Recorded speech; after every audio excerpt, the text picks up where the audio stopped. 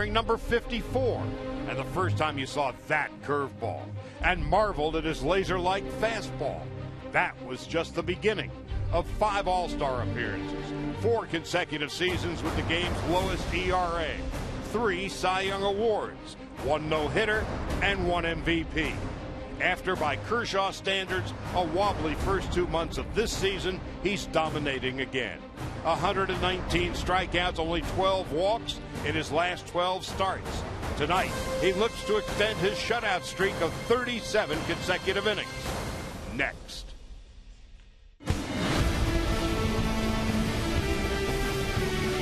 It's a beautiful night for baseball, and live from PNC Park, Sportsnet LA presents the Los Angeles Dodgers and the Pittsburgh Pirates in the first of a 3-game series. Hi again, everybody. Charlie Steiner, Nomar Garcia-Parra. Orioles is off for the weekend. It's the Clayton Kershaw story tonight. In his last 4 starts, 34 innings, no runs, 16 hits, 45 strikeouts, and this many walks. You tack on 3 more scoreless innings before all that, he brings in a scoreless streak of 37 consecutive innings. 2 words come to mind: impressive and dominant. It's very impressive. 37 games without giving up a run. But look at the numbers here. He has been absolutely dominant with just that 1 walk and only averaging 13 pitches an inning. With that many strikeouts, you show how efficient he really has been over the course of this streak. And as we flash back to July 3rd, when he finally gave up a run prior to that 37 innings, Wilmer Flores finding the right side. And so tonight, the winningest pitcher in the National League against the league leader in strikeouts, Cole and Kershaw, coming up next.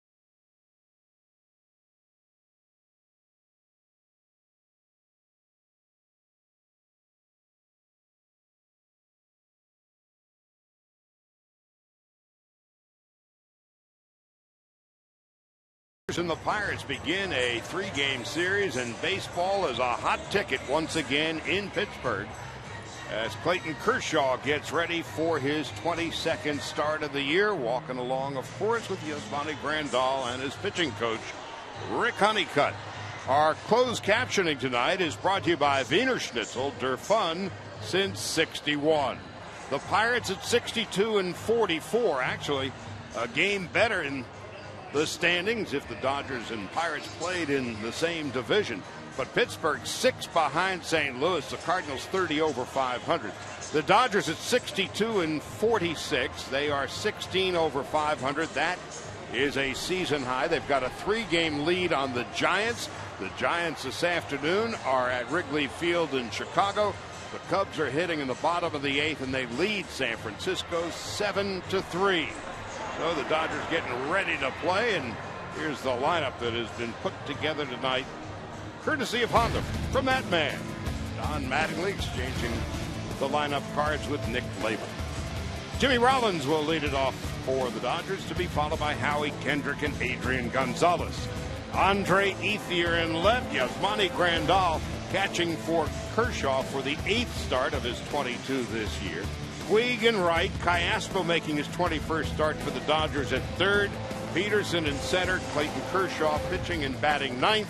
And now as the Pirates take the field, they are led by 24-year-old right-hander Garrett Cole. He is making his 22nd start of the year, a record of 14-5, a 2.29 ERA. Do you think the theme for today is going to be pitchers with Garrett Cole on the mound and Clayton Kershaw? Well, how about since September 7th of 2014 of last year, Garrett Cole has the most wins in Major League Baseball with 18. And why does he get those wins? Well, he's coming at you with a fastball that averages from the mid to upper 90s. He also has a put-away slider that is tight, sharp break, looks like a fastball, and he gets that up to the low 90s, so it's going to come at you with some velocity. He will mix up a curveball and a change, and he's going to be a tough one today. The Dodgers are going to have to figure out a way to take advantage of his mistakes. Defensively behind Cole tonight, Starling Marte in left leads the league with 10 outfield assists. McCutchen as good as it gets in center, and Gregory Polanco is in right. Ramirez is at shortstop. Jung Ho Gung is the shortstop. Ramirez at third. Gung is at short. John Rodriguez at second base. Michael Morse, who was with the Dodgers for about 10 minutes, making the start at first base. Chris Stewart, who's had a sensational year, is behind the plate. But Garrett Cole, you know, you've got number ones and you've got aces. And he now has graduated to the level where he is a certifiable ace. Well, he was definitely that type of pitcher in college when he went to UCLA. They had some dominant pitchers, him and Trevor Bauer together coming out. But during the minors, he had some struggles. The Pirates are going, you know, we thought he could be that ace, but they didn't see it early on. Well, now they're seeing it. This is what they were hoping for, and he looks like and is establishing himself as an ace. And he's a big fella, 6'4" and 222. Born in Newport Beach, lives in Santa Ana, and when he was growing up, before he even got to UCLA, he preferred to catch. And then when he didn't catch, he played third base, then he played right field, and everybody realized he's got a pretty good arm. Well, don't most catchers have a pretty good arm? You know, going out there, they're like, all right, how about you on the hill? And that's where he is, and he's king of the hill these days. Pirates first pick overall in 2011. And so tonight, two of the great young pitchers in the game going mano a mano. Kershaw, we've got plenty to talk about with Clayton when he gets ready in the bottom of the first. But here is Rollins leading it off, and he's taking a strike. It's 0-1. Rollins at 217 with 11 home runs and 33 runs batted in. Coming off a big return to Philadelphia. And he begins the game with a base hit into right field. So Jimmy has been heating up lately. Yeah, finding himself back in that leadoff spot. He's been doing a good job over his last few games there, getting on base, doing the little things. And there it is, leadoff single. And we talk about when you're facing a pitcher like Garrett Cole, you know what? As a team in the dugout, get those leadoff guys on. You got to try to find a way to put them across the plate. Rollins now with a hit in 7 of his last 8 as Howie Kendrick steps in. Kendrick at 291 takes outside and low, 1 ball and no strikes. 9 home runs, 47 runs batted in. Kendrick 2 out of 5 yesterday, 2 runs scored and 2 runs knocked in. Ninth inning in Chicago, and the Cubs lead the Giants 7-3. The Dodger lead at the moment is 3 games. Gonzalez on deck. Kendrick backhanded beautifully at second base by Rodriguez. He flips to Gung and on to Morse.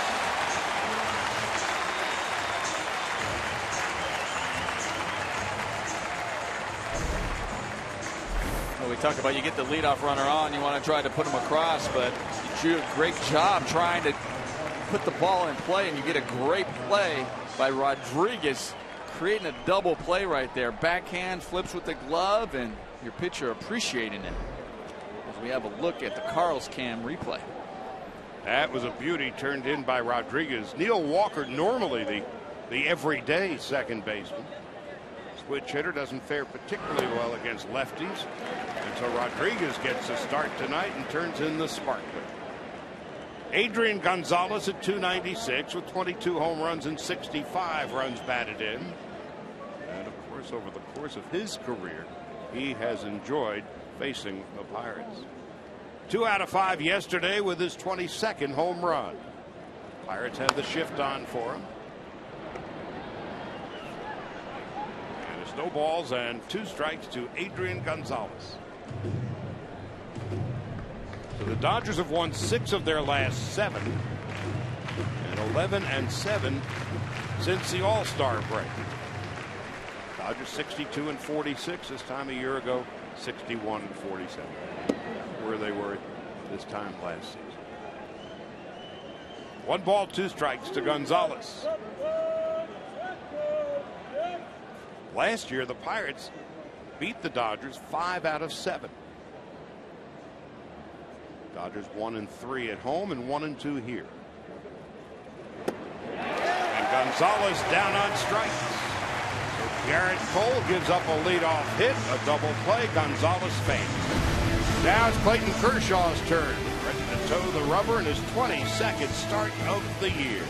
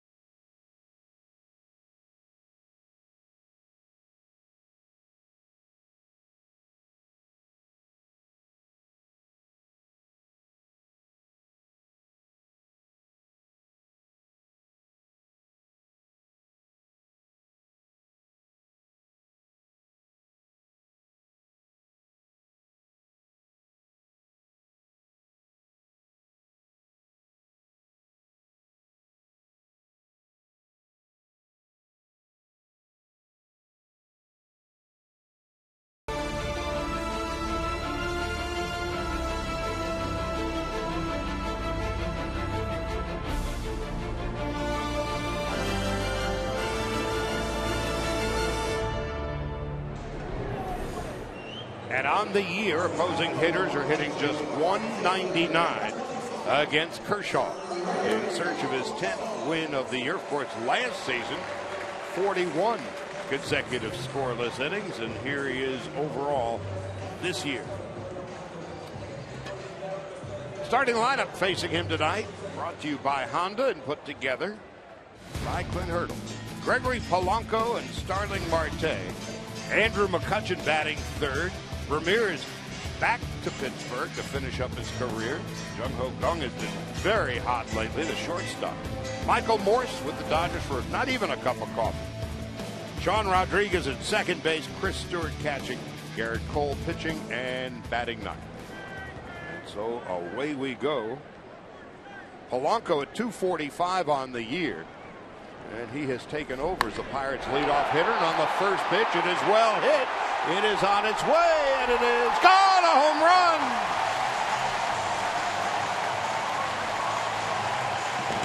The scoreless streak ends on the first pitch after 37 consecutive innings. Polanco's 6th home run of the year.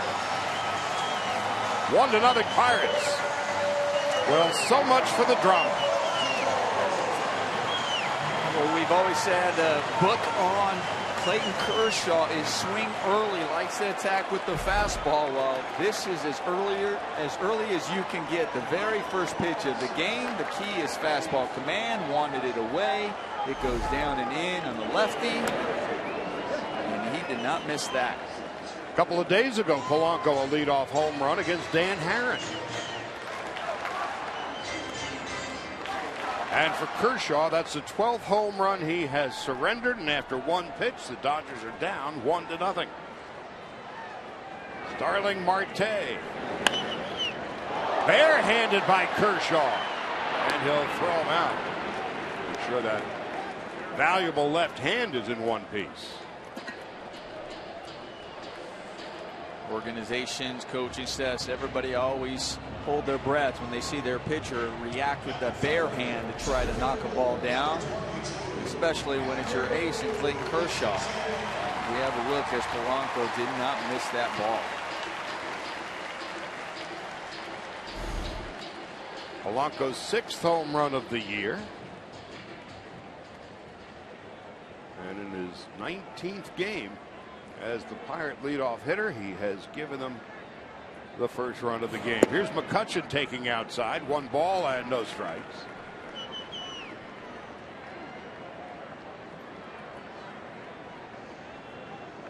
McCutchen 16 home runs and 68 runs batted in.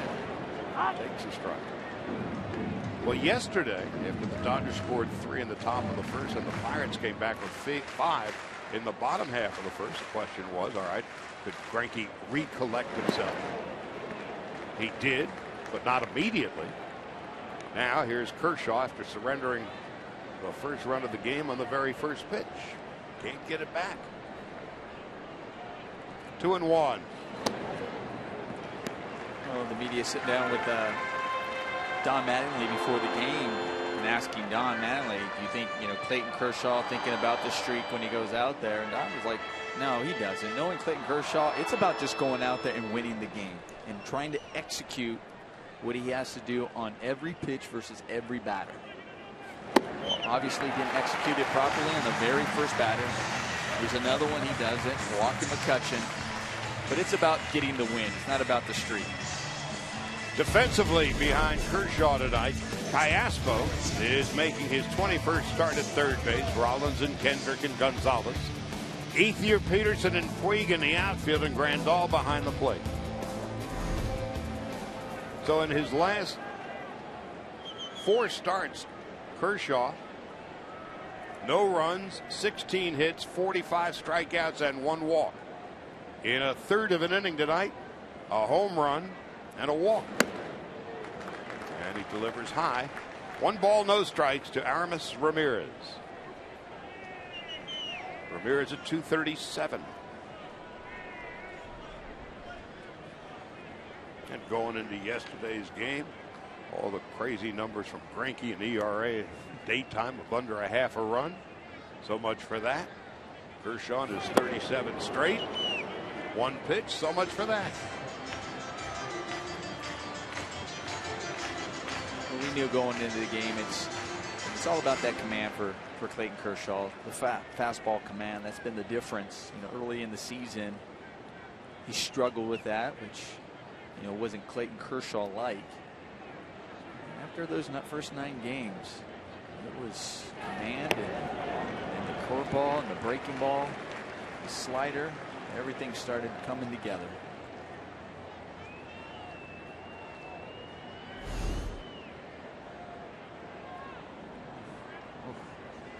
Looked like it got the top of the zone right there.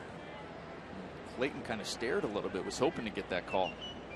So Ramirez came back to the Pirates from Milwaukee on July 23rd. Callaspo, Kendrick, Gonzalez is the inning. But a flash knockdown. Polanco, first pitch at the bottom of the first, cracks his 6th home run of the year. And the Pirates take a 1-0 lead on Kershaw.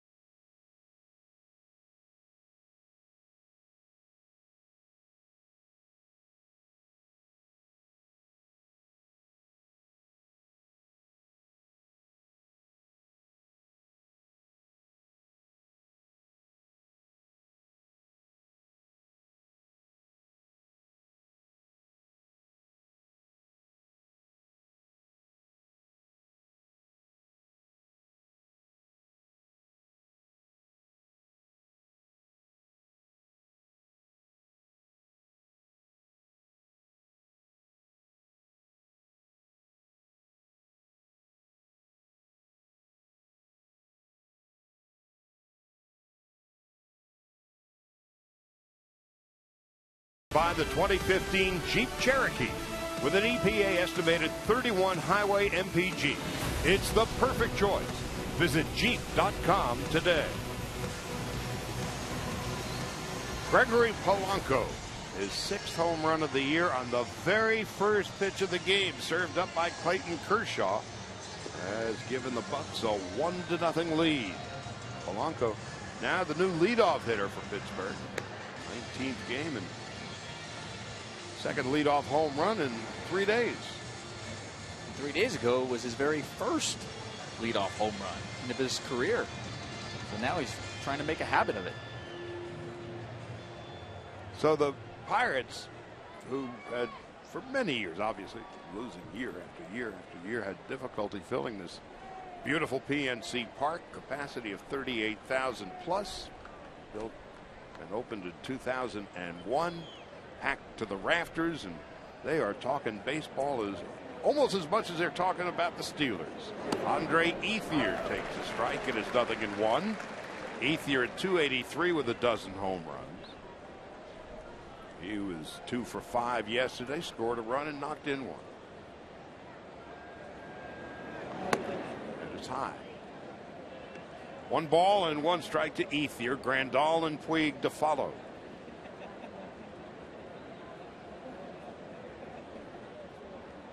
'81 hits on the year for Ethier, who fouls it off to the left, 1-2. Well, Andre Ethier, look at what he's done in the last 5 seasons. We know this year he's been having a great year. Even Don Mattingly has touched on it, said he's been the best offensive outfielder they've had this season. Look at those numbers. Definitely said so. But he has struck out. Second strikeout of the game for Cole. First out of the second.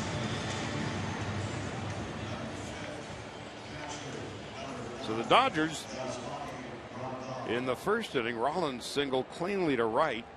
Kendrick would bounce into a double play, and Gonzalez would strike out. Then on the first pitch of the bottom of the first, Polanco hits the home run. Grandal takes under the knees, 1 ball and no strikes. The Giants have just lost. The Cubs beat them 7-3. And so at the moment, the Dodger lead is 3.5. Grandal, 15 home runs, swings and misses.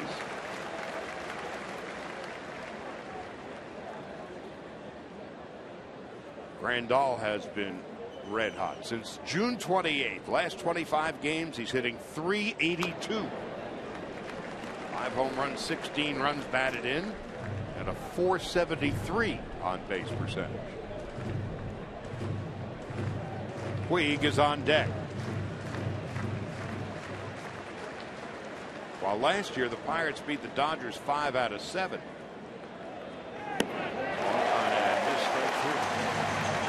In the last 100 games between these two teams, dating back to 2001, Dodgers 69 and 31 against the Bucks, but Garrett Cole has now struck out 3 in a row.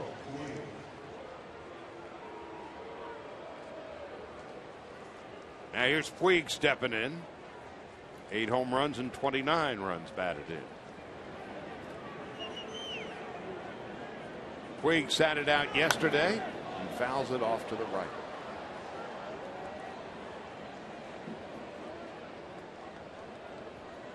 Callaspo is on deck.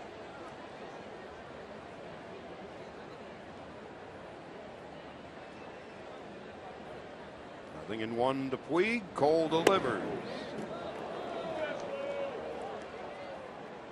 Garrett Cole, #1 overall pick in 2011, of course, out of UCLA. Trevor Bauer's teammate was taken #3 overall by Arizona. He would move on to Cleveland.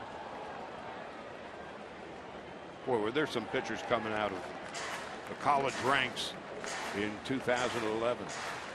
Cole, Bauer, Dylan Bundy, Archie Bradley, Taylor Youngman, Jose Fernandez, Sonny Gray, Joe Ross. Foul. Good year to be a pitcher. Ooh. Yeah, if you're one of them. If you're those names. 2-2 with 2 out, and that's Callaspo on deck. Cole thought he had strike 3.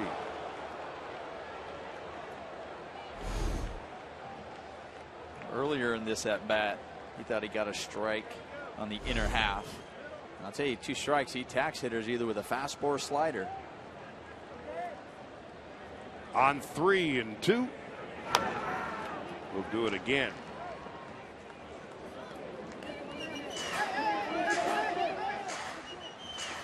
Puig pinch hit yesterday and would strike out.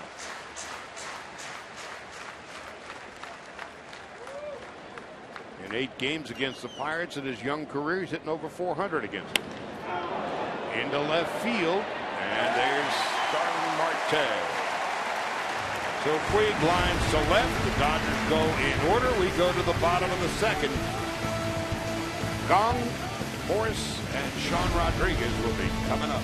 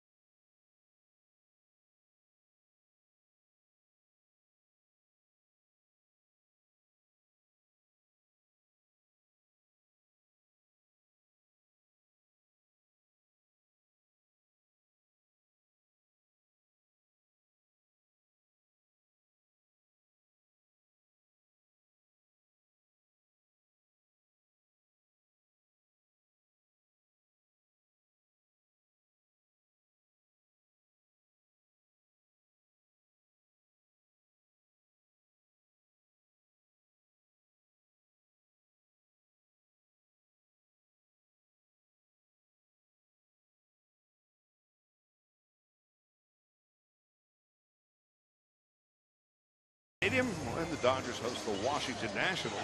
And you can pick up your Fernando Valenzuela pin, the 5th in the Cy Young Pin Collector Series, presented by 76. For more information, go to Dodgers.com/promotions. Well, the Giants lost 7-3 to the Cubs today, so Mattingly's club is 3.5 up on San Francisco. Dealt with more bad news as Mike Leake, the recently acquired right-hander from Cincinnati, pulled a hamstring. He's on the disabled list. Now, Gung takes a strike, and it's 0-1. What a story he has been.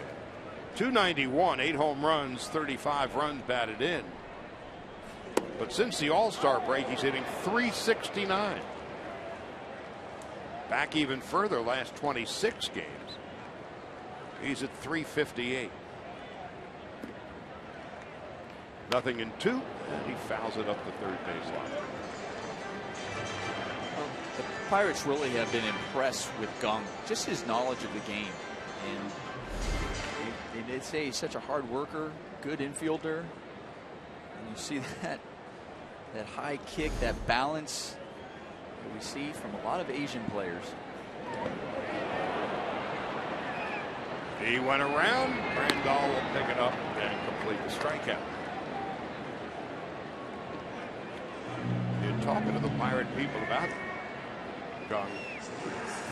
His knowledge of the game has been pleasantly surprising.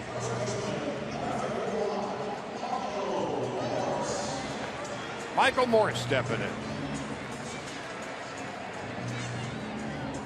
From the Marlins to the Dodgers to the Pirates, that was last Friday. Dodgers would pick up Jose Tabata, who is now at AAA Oklahoma City for the Dodgers. Morse, big power hitter, lines it right into the glove of Adrian Gonzalez, and there's 2 out. Of course, Adrian made that game-ending line drive catch, turned it into a double play to finish off the Phillies yesterday afternoon. First pitch swinging. We've seen that a lot on Clayton Kershaw. We were talking about it. We've already seen it early in this game be effective with the home run, and that one was just right at Adrian. 2 out, and Sean Rodriguez stepping in. Rodriguez at 217 takes inside and low, 1 ball and no strikes. Rodriguez has been around, starting at second base tonight.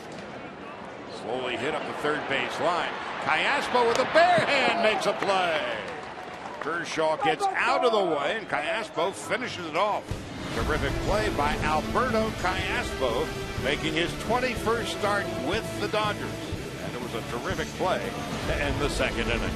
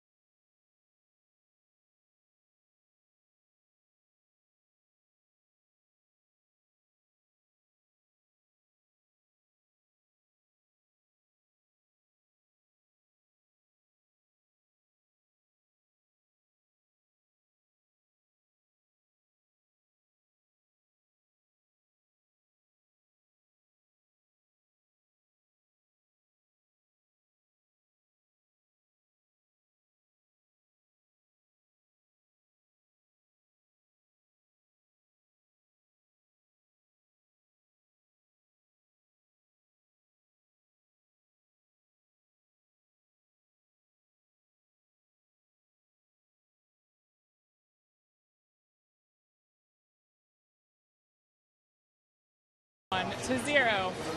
Hey everyone, I'm Kelly Tennant. Well, the Pirates starting pitcher Garrett Cole might be a very familiar face to all of you SoCal fans because he's from Southern California, grew up in Newport Beach. Let's take a look at the Coors Light cold hard facts. Garrett, like I said, grew up in Newport, attended Orange Lutheran High School where he was selected in the first round of the 2008 amateur draft by the Yankees. Then he elected to not sign with the Yankees, instead attended UCLA where he was teammates, like you said, Charlie, with Cleveland Indians starter Trevor Bauer. Won a World Series there, and I think going to school paid off because he was selected in the first round in 2011 by the Pirates. First overall pick, in fact, is Alberto Callaspo leading it off. Takes a ball, 1 ball, no strikes. Callaspo, since coming to the Dodgers, at 267. And it's 1 ball and 1 strike. Garrett Cole, 3 strikeouts to this point. And Callaspo pops it up. Chris Stewart shedding the mask and making the catch.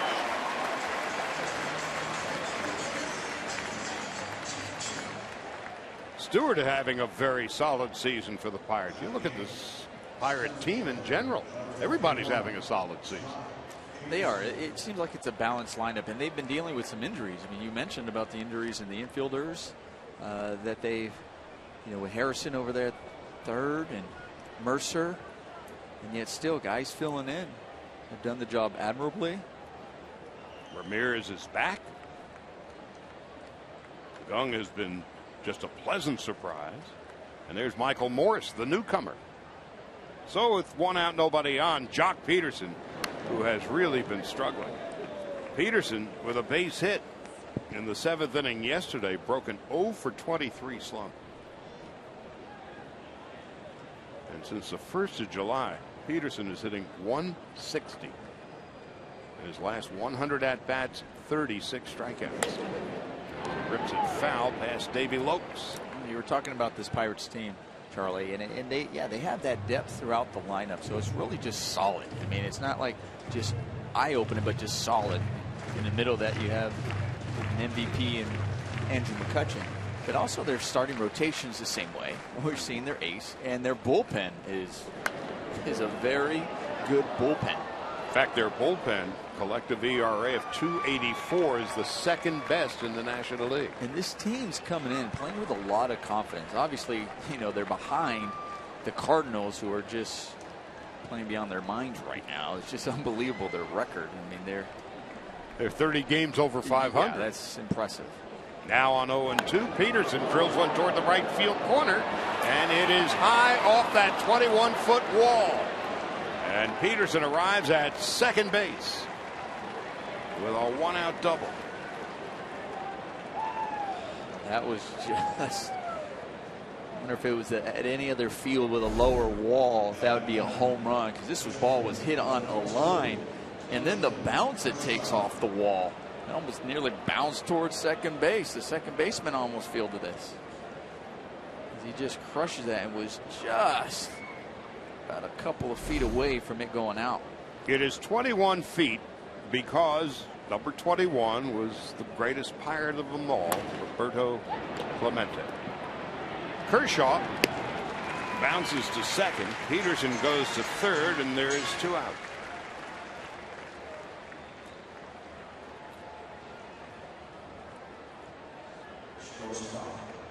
Oftentimes we'll see pitchers just square around and bunt, try to move them over. Clayton Kershaw can handle the bats. You're like, well, I want to see him swing. Maybe he'll get lucky, get a RBI, and pulls the ball, still productive out, moving over to the third. And what a view, huh, Charlie? Doesn't get any better than PNC Park in Pittsburgh, built in 2001, and Rollins takes high and away, 1 ball and no strikes. As you go from left field toward left center in the bullpen area, the wall is just 6 feet high. Then when you get to that bullpen area, it's 10 feet high all the way toward right field, where you have that 21-foot wall in honor of the great Roberto Clemente. 2 balls and no strikes to Jimmy Rollins, who takes high and away, 3-1. We talked about it over the series against the Phillies, Charlie. Dodgers able to trying to capitalize on opportunities, trying to capitalize on those 2-out RBIs, how big they are. Well, you have an ace on the hill. Here's an opportunity right here.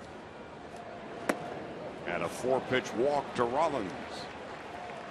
Garrett Cole, in 137 innings coming into the game, had walked just 29. So the Dodgers with first and third. And 2 out, and here comes Kendrick. Now he's been among the league leaders all season, hitting in the clutch. .357 is what he's hitting, with runners in scoring position. First and third. There goes Rollins. No throw. So Jimmy Rollins steals second base, his 9th of the year. Good read by Jimmy Rollins, just going early, got a tremendous jump. Just right when he lifted that foot, was gone. Put pressure on the defense, and as a right-handed hitter, at times you can see that he gets a good jump, and you just hold up, even if it's a good pitcher. You used to swing it early, rather have him in scoring position. Now a hit by Kendrick. The Dodgers can claim a lead. But it's 0-2 to Howie Kendrick, who bounced into a double play in his first at-bat. Spectacular play by Sean Rodriguez, making one of those backhand stabs and flipping it out of his glove all in one motion. No balls, 2 strikes. 1-2. 97 from Garrett Cole. He's one of the few surfers who lives in Pittsburgh 8 months out of the year. One, he can throw 97 up in the zone right there, and then he can throw you a slider that looks like the strike. That bottom falls out of it. On 1 and 2. In the hole. Diving stab by Ramirez. A throw, and he's safe. Morse was off the bag, and the Dodgers have tied the score.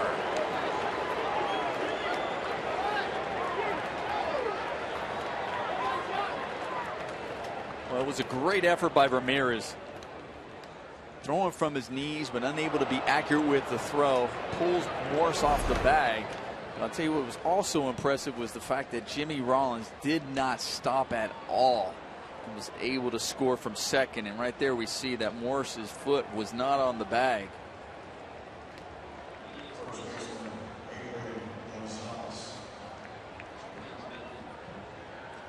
So Rollins comes in, and the Dodgers take the lead.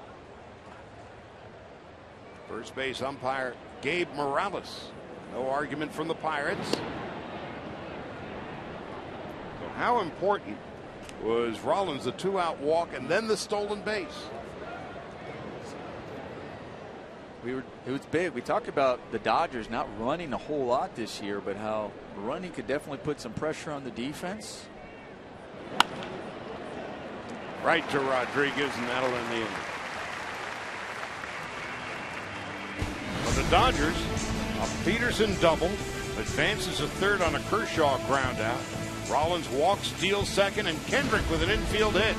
Dodgers and Kershaw now have a 2-1 lead.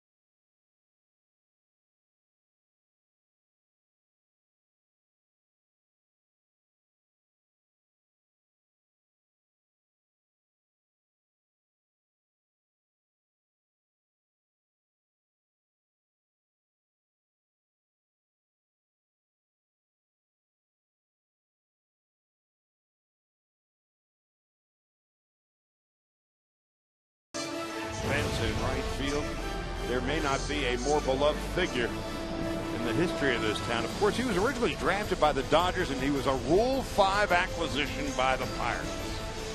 And then had just one of the great careers in baseball history. Tragically died delivering food on New Year's Eve in Nicaragua in a small plane crash. He had just finished the season, and there's a perfect bunt down the third base line, and all Cayaspo can do is watch it roll about 3/4 of the way to third base, and Chris Stewart leads off with a bunt base hit. How many times do you see a catcher lead off with a bunt base hit? He's hit safely in 9 straight games, so extending that streak to 10. Recognizing that you talked about, even the defense was like, well, it's a catcher. He's not going to square around and bunt. So Cayaspo's back, and he lays it down perfectly.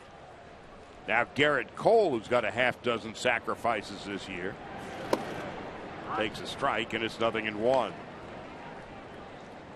So Cayaspo crashing in from third base, and after holding the runner at first, so too Adrian Gonzalez.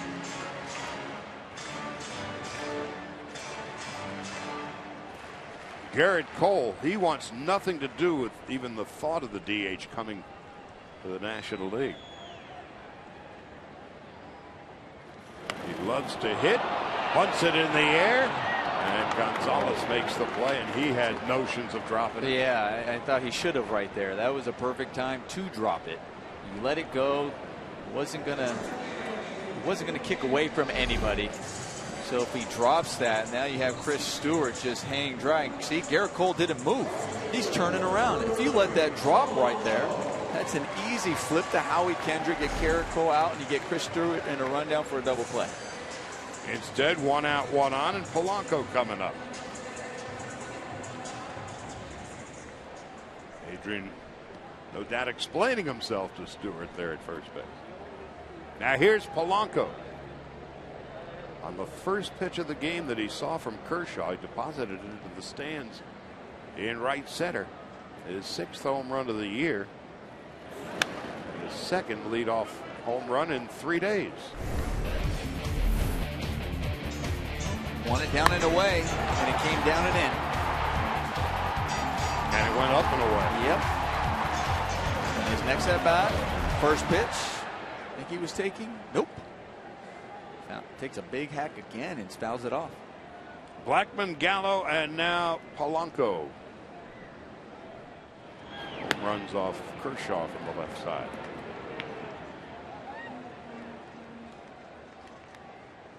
Stewart not likely to steal a base. He hasn't this year.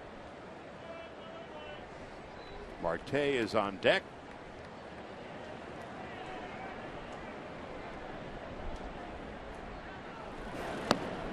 And there's a strike. 0-2. Gregory Polanco. Now with 6 home runs and 33 runs batted in. Polanco didn't like the call, but it definitely hits the bottom of the zone. Sometimes when you're looking back as a hitter, because the catcher was lined up and he has to reach for the ball, you're going, well, that had to be a ball if he's reaching for it. Polanco out of the Dominican, grounds one past Gonzalez into right field. Stewart will hold at second base. Throw back to first base, and he's out. So Puig hits the cutoff man, and that's why you hit cutoff man. You said it, Charlie. Hitting the cutoff man. First by Yasiel, and he also hustles to get to this. Polanco hits him, but he was hustling, thinking there might be a play, spinning around, and what a great play and awareness by Jimmy Rollins, recognizing that there was a wide turn there by Polanco. And they nailed him at first. Nice play.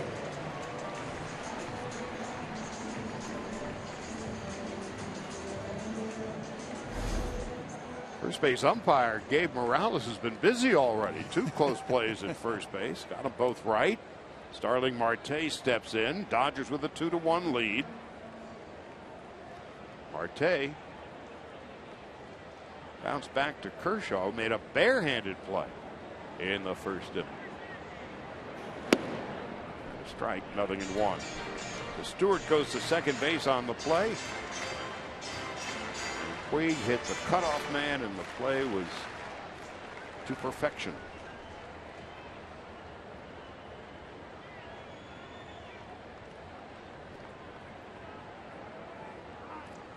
That was a nice play there, Charlie. I was just so pleased with that. That's just awareness of watching the runner.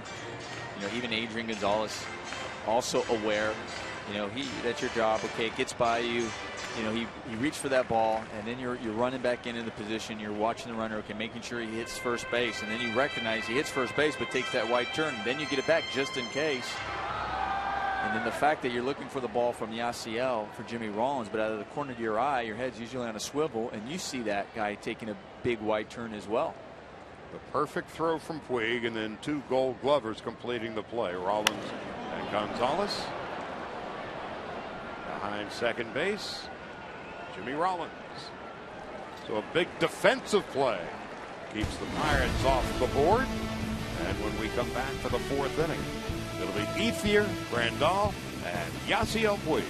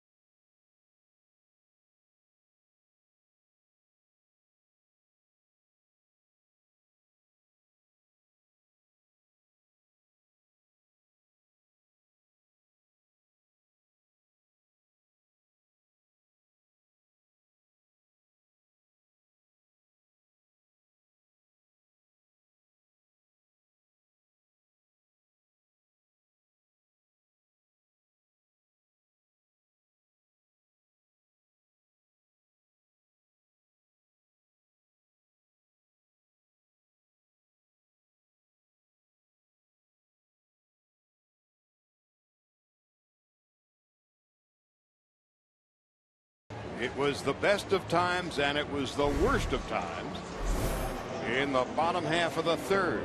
After singling to right, life is good. And then at the end of the play, cutoff and DOA at first base. Charlie, this game can be very humbling. Unforgiving. You're so excited. Got a hit off Clayton Kershaw. Second one of the game. Yes, I'm excited. Oh, boy. The Arco top tier play of the game. And that's a big play, especially after the Dodgers getting the lead top of that inning. You're looking for that shutdown inning, and it was making it tough on Clayton. Possibly two guys on the base, picking them off. Ethier leading it off and taking high outside. 1 ball, no strikes. Ethier struck out in his first at bat. Just a beautiful Friday night here in Pittsburgh. Ethier takes outside, and once again, Lynn Hurdle and the Pirates employing the shift, although the outfield of Marte, McCutchen, and Polanco are straight away. There you have a look at Sean Rodriguez, 30 feet out into short right field. 3-0 to Ethier, who struck out in his first at bat.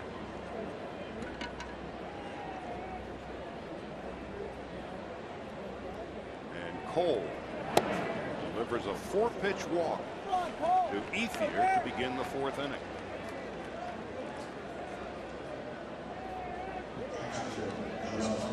Once a year, we can use the word confluence in a sentence with a straight face. We are the confluence of the Allegheny and Monongahela rivers. So we come to Pittsburgh to bring that one out of the dictionary. And there is no more spectacular setting in baseball than this one. When I pull that word out, I always have a straight face there, Charlie. So. It's been a while then, huh? Yeah. So.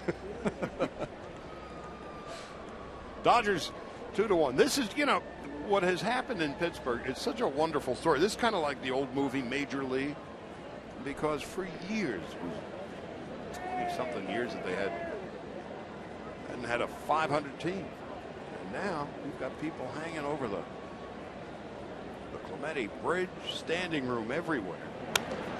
Randolph fouls it back, and it's no balls and 2 strikes. And it truly is a beautiful ballpark, Charlie.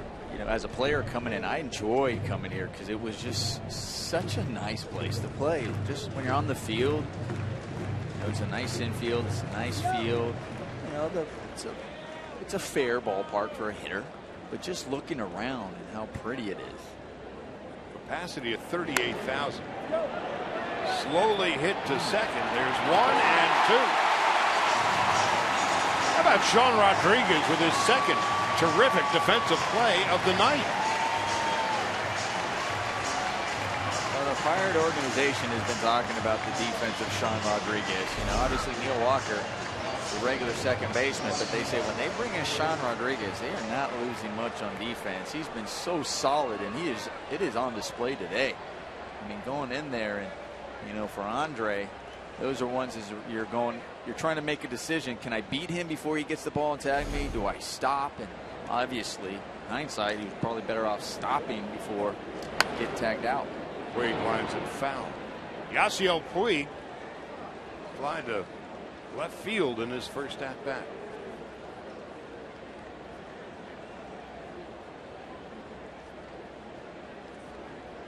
Dodgers at 62 and 46, a season high 16 games over 500. The Pirates are 18 games over 500 at 62 and 44. But they have to compete with the Cardinals. That doesn't seem fair this year. St. Louis at 69 and 39. Clint Hurdle has led the renaissance of this Pirate club. In his 5th year. And he has moved here, lock, stock, and barrel.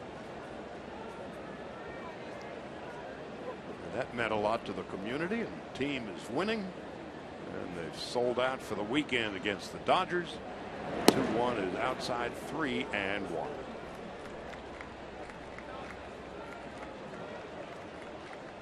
Callaspo on deck. 2 runs and 3 hits for either side. Cole's 52nd pitch of the night. Here it comes. And it's slicing foul and out of play. And the capacity here is perfect for baseball. 38,000.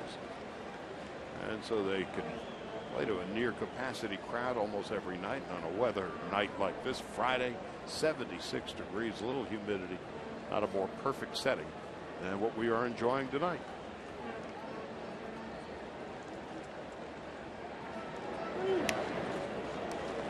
Dodgers have been pretty fortunate with some of these East Coast games. I mean, I'm thinking of New York. New York, it was beautiful, the weather. You forget Washington. Washington, okay. Philly was great. Atlanta wasn't bad. Right.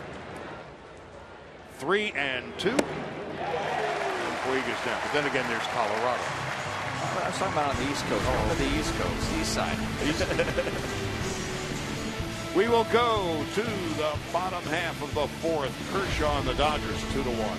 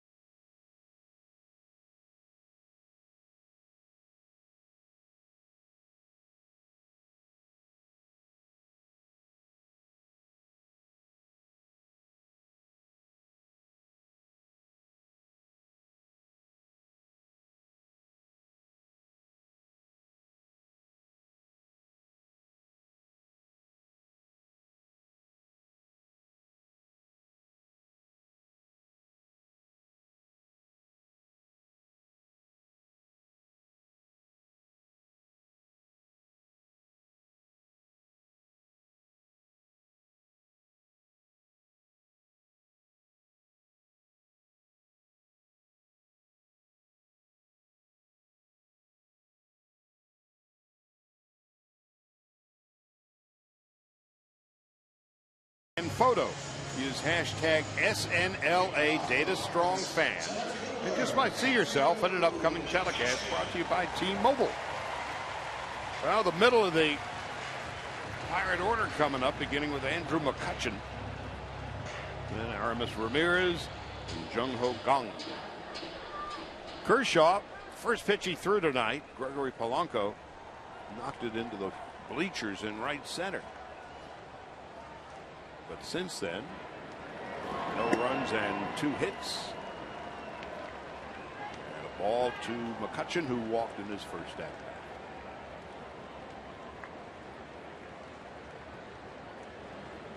McCutchen at 291, swings and misses. Just because July 31st is come and gone, that doesn't mean there aren't moves being made around Major League Baseball. There's some trades to tell you about here in the 4th inning. McCutchen. Oh, that's just not fair. 1 ball, 2 strikes.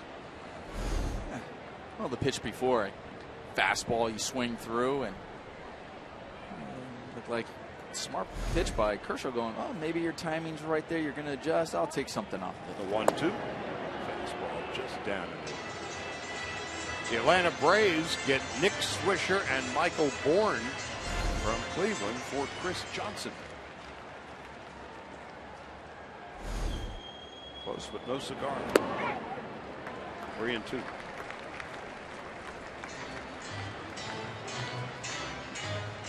The Dodgers today. Remember, Chris Heisey was with the club for a bit, spent most of the year at Oklahoma City. He has been released from his contract. So he is free to seek employment elsewhere. Line drive, base hit. On the 3-2 pitch, McCutchen leads off with a single to left. And one other interesting deal to tell you about. The Rangers get Mike Napoli. He's going back. Fastball up in the zone that McCutchen's able to get on top of. We show a couple pitches before where that fastball where Clayton hit the bottom of the zone and didn't get the call. That would have been strike 3 on McCutchen. Instead, he's alive and gets on top of a fastball. Gets an extra pitch to work with and makes Kershaw pay for it. Ramirez bounced into a double play in his first at-bat.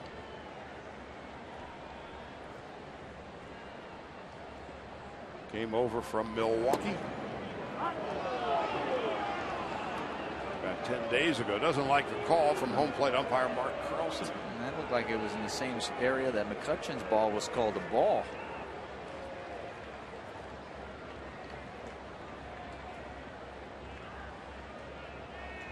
Gong is on deck. Kershaw has one of the best moves in the game. McCutchen, who has stolen 5 out of 7, is keenly aware.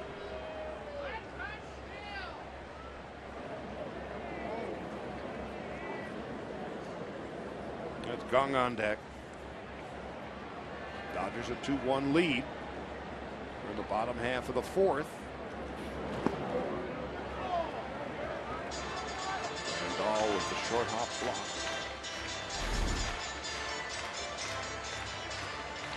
Good job by Grandal. One, getting that glove down in between those legs to make sure it doesn't scoop between those legs.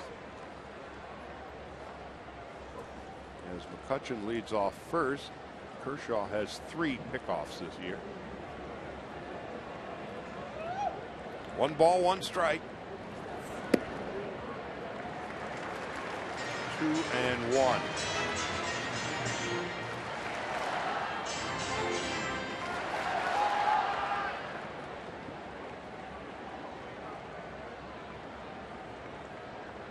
Kershaw pitching to Yasmani Grandal tonight in his 22nd start. It's the 8th time he has been Kershaw's catcher. Off the leg of Kershaw. First and second and nobody out. Now the Dodgers have to make sure he's okay.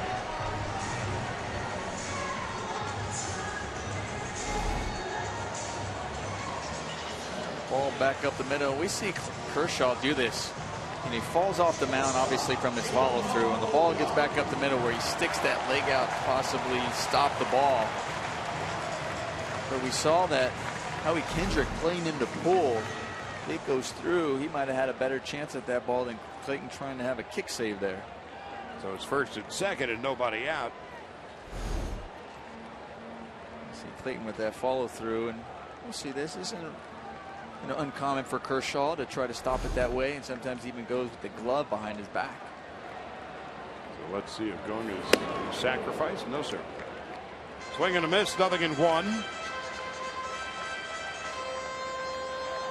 8 home runs and 35 runs batted in. When Kershaw gets into trouble, he really buckles down, especially in the last 7 starts. And it's 0-2.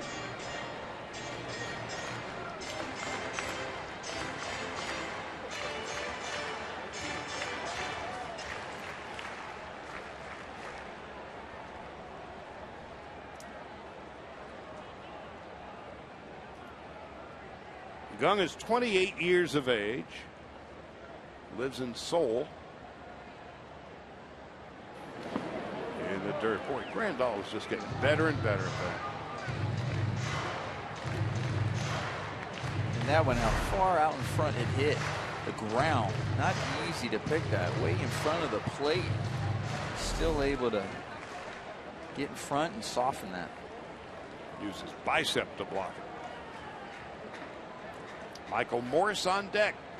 First and second and nobody out.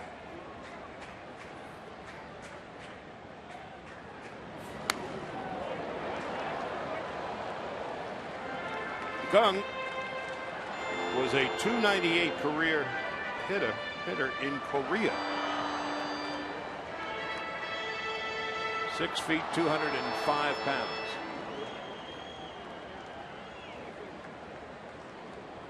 He was a shortstop over there. Beginning of the year, he's kind of a third base, and we're trying to mix and match. Now he's settled into the everyday shortstop spot, and he has been on fire. McCutchen leads from second, Ramirez from first. And the 1-2. Into right, base hit. McCutchen will be held at third as Puig quickly retrieves it. And now the Pirates have the bases loaded and nobody out.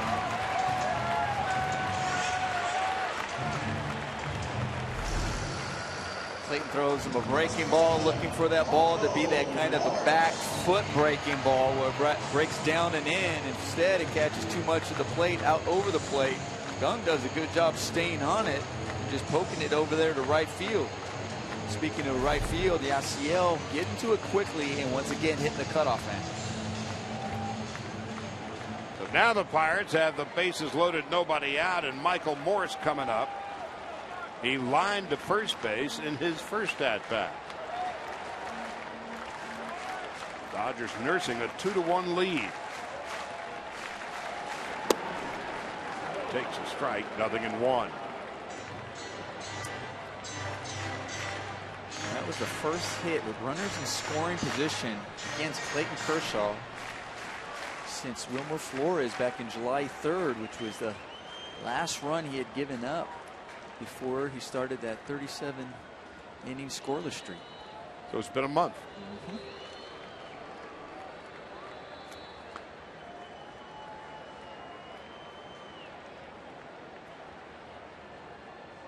Morse in his career .291 with the bases loaded.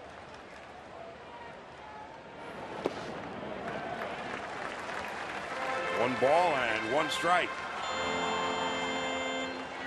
Began the year with the Marlins.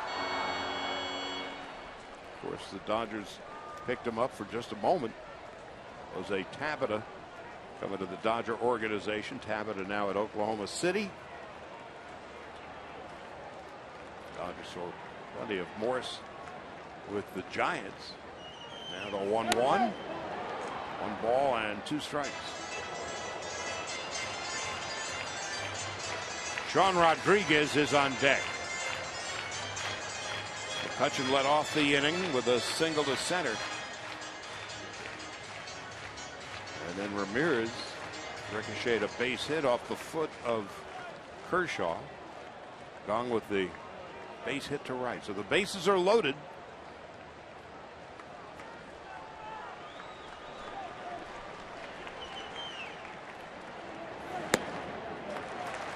Two and two.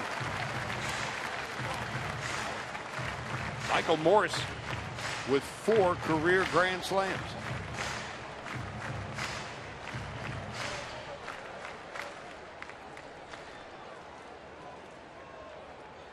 And there are the bases loaded. Peterson shaded a bit toward right center. Surprisingly shallow for the powerful Morse. On 2 and 2. Breaking ball. Diving catch by Gonzalez. If Adrian had sprinted over to first base immediately after making the catch, he would have had a double play. As is a spectacular backhanded stab. I'm surprised he wasn't aware how big that Gong had gotten off at first base, and Morris upset.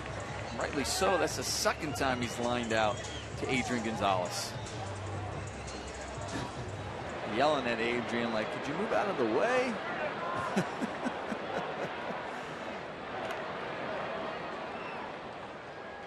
Now Sean Rodriguez. Hey, for Morse, it could have been worse. Sean Rodriguez. 1 ball, no strikes. Morse is probably going, listen, I'm a first baseman too. Don't we take care of each other? Let's go.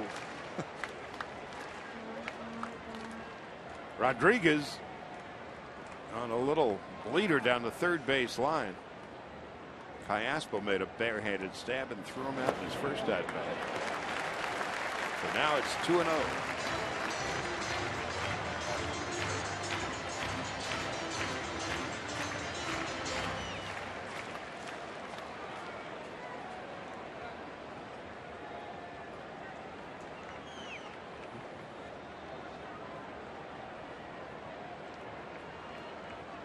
Bases are loaded, 1 out in the bottom half of the 4th. There's a strike. That is 2-1.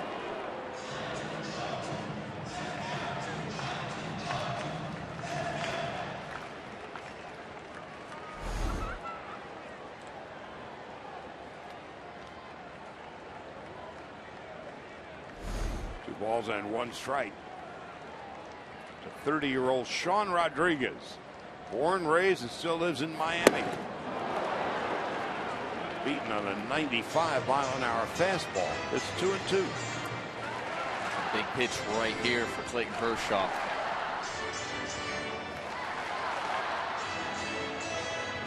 This is the one as a pitcher you want to put away. You don't want to get to 3-2. You're going, you can put them away, strike them out. Especially to a 215 hitter. Here's the 2-2.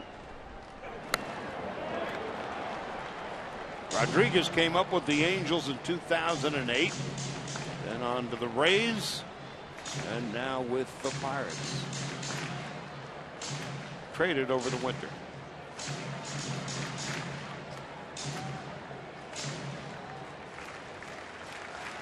So Kershaw in his last 4 starts, riding with the greatest of ease. Tonight has been an issue.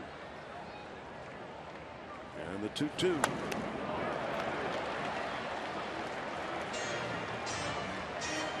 See Kershaw attacking him with that 2-2. You said that you don't want to get 3-2 because you just don't want to have the risk of going, okay, bases loaded. If I'm off just a little bit, he takes it. Okay, I'm walking a run in.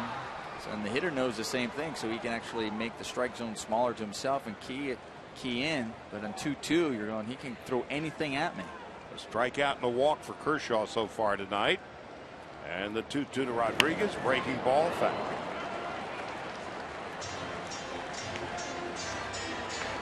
Kershaw 54 pitches. 36 for strikes.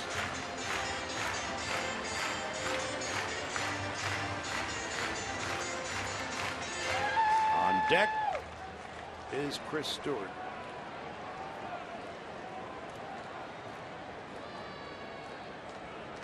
Kershaw desperately wanting to put away Rodriguez on 2-2. Which he has just done with a slider.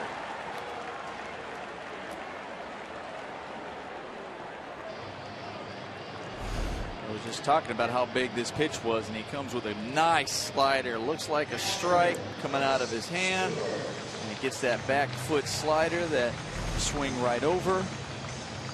And you know how big that pitch is, but then you're going, all right, you can't just say, all right, you know on the hill that's a big pitch, but you still have to get your focus and know I'm not out of this inning yet. I can't allow that 2-out RBI. I can't allow the man who's up at the plate, Chris Stewart, who came in prior to that bunt base hit, was 6 for 12 versus Clayton Kershaw. So he had the bases loaded and nobody out. Now it's bases loaded and 2 out. Stewart with a bunt base hit in his first at bat.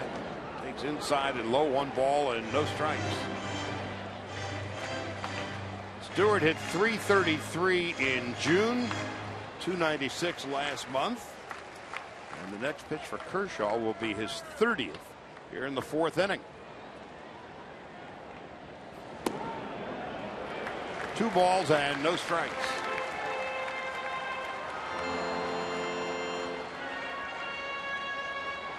Get a sense tonight, Clayton is trying to sprint up a sand dune.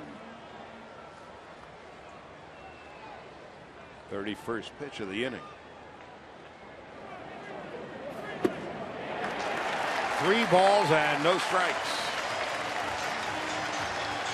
We were just talking about, Charlie, this is, you can't lose your concentration here. Even after you made that big pitch.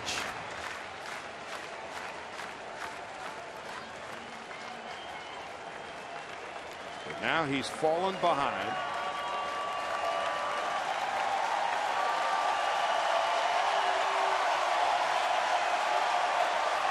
Three and 0 to Stewart. It's a strike.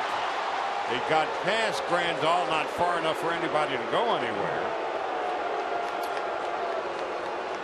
It's the second pitch this game that we've seen Grandal not been able to handle. A pitch that was the one he couldn't handle before, and he kind of dropped. It wasn't called a strike, and this one called a strike, and it's like he was almost trying to force it to be a strike, like he came up with the glove a little bit too soon before he caught it. Now it's 3-1. The Dodger lead is 2-1. Chris Stewart takes a strike. It's 3-2.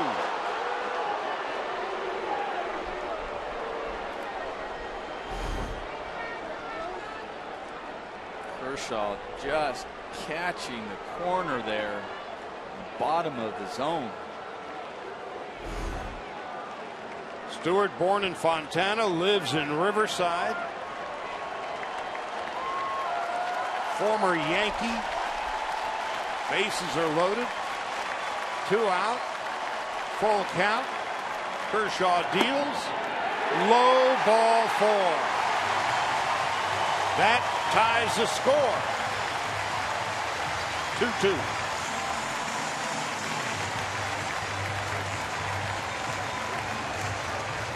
Well, Kershaw throughout this entire at bat was flirting with that bottom of the strike zone.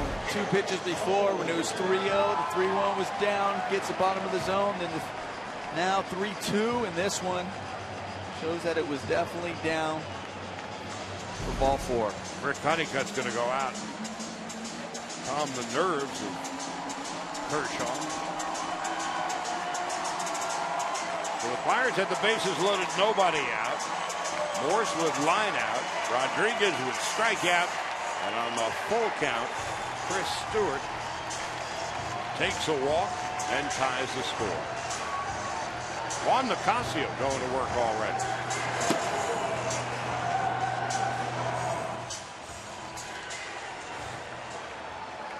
Kershaw adjusted 61 pitches, but it is the 4th inning, and they've got Nicasio warming early. Garrett Cole. Good hitting pitcher. Fouls it back, and it's 0-1.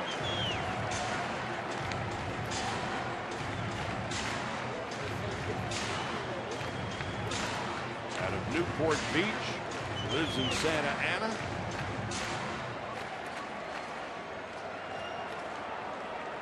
His first major league at bat, a 2 RBI single off Tim Lincecum 2 years ago.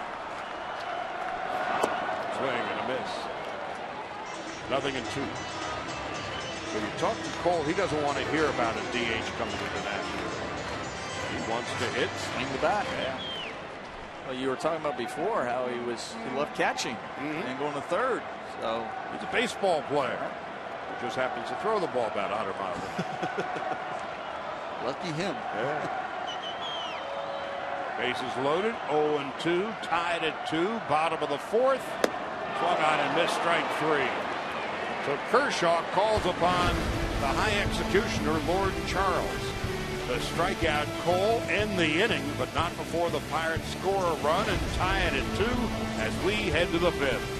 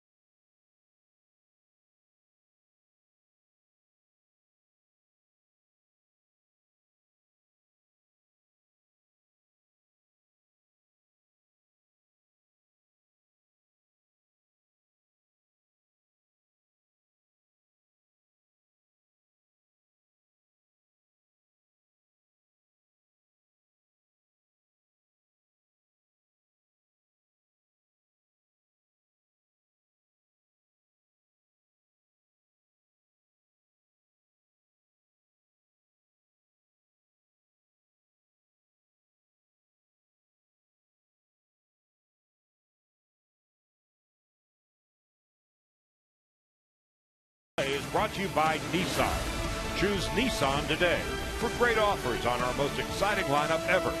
Shop at ChooseNissan.com. And by DraftKings. Play daily fantasy baseball for free on DraftKings.com. Use promo code BLUECREW for free entry. Clayton Kershaw threw the first 3 innings, threw 27 pitches. In the 4th inning, he threw 37 pitches. Got out of it. Could have been worse. We're tied at 2 as we head to the 5th inning. Callaspo leading it off. He popped to the catcher in his first at bat. And when you get a wild pitch, you might as well get your money's worth. I guess you can say that slipped. Just a little outside.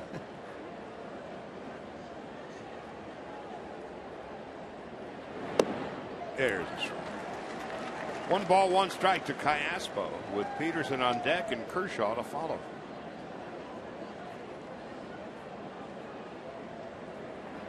And the 1-1 is low and inside 2-1. Well, Nicasio, who was warming in the pen, has sat down, and Kershaw's due to hit 3rd here in the 5th. That's McCutchen. Tracking it down.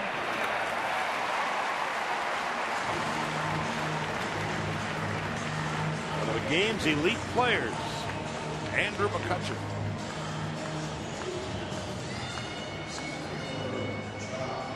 You know, Charlie, the booth here is so high at this stadium.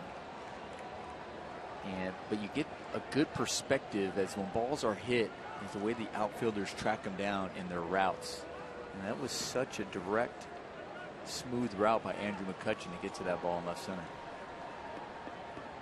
McCutchen in his 7th big league season, 4-time All-Star, MVP in 2013. As Peterson, who doubled high off the wall in right in his first at-bat, steps in. Broken 0 for 23 slide yesterday in his last at-bat. With a single to right, and he doubled to right in his first at-bat tonight.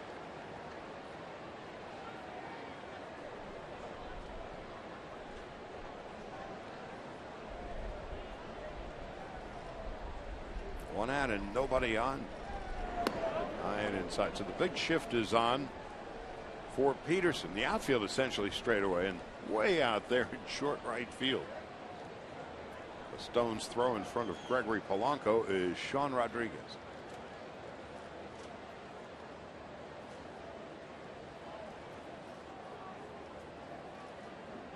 On 2-1. Outside and high, 3-1. I see Sean Rodriguez out there and just thinking all that space in front of him. I always think of Rafael Furcal, the one who could he like squares around and then still kind of swings to just hit it in that open area. Well, here's Jock Peterson walking again. Jock walked 3 times on Wednesday night and 3 times on Tuesday night in Philadelphia. So 1 out, 1 on. Tied at 2. And Kershaw, very good bunter. He's got 4 sacrifices this year. And that's a 3rd walk given up by Garrett Cole.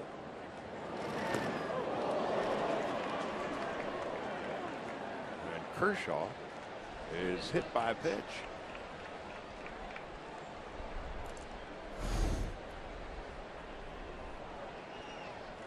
Oh, that wasn't on the foot. That was like right in the shin, just above the ankle. Ah. Stan Conti greets him at first base. You all right, big fella? Tell me the truth. Well, it's probably telling him, I'll let you know when it stops throbbing, which might be tomorrow.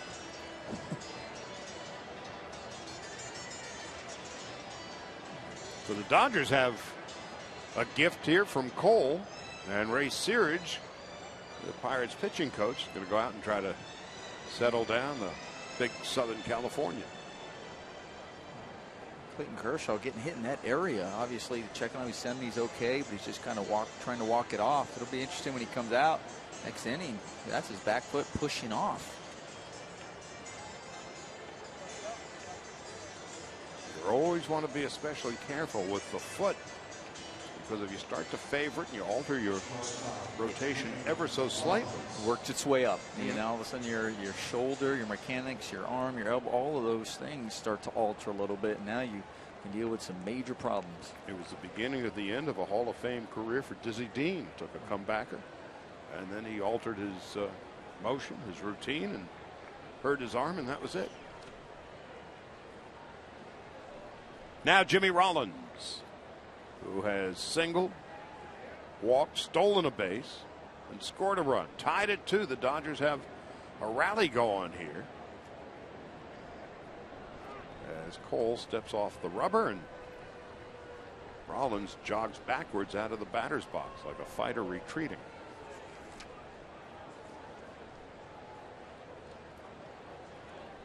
Kendrick on deck. First and second and 1 out. That's Peterson. Slicing to left. Marte did not make the play. In to score is Peterson, and the Dodgers take a 3-2 lead. It's a good read by Jock Peterson, because he noticed that the ball was slicing away, but he was getting into a zone, an area on the base pass where if he happens to catch it, because it would have to be a sliding one where he would have to get back and possibly make it close to second, but get back. But at the same time, if he misses it, could also score on it. And that's what he did, and the Dodgers reclaim the lead. It's 3-2. So Kershaw's at second, Rollins at first as Kendrick takes inside. 1 ball and no strikes. And here's Jock. Here's what I'm talking about. He's like, all right, taking off. He's reading it. He stops. I'm in a good spot. If he catches it, I go back, sees it drop, and able to score easily. Third base umpire Trip Gibson waving his arms. And Marte, an outstanding defender, comes up a day late and $1 short. What do you think?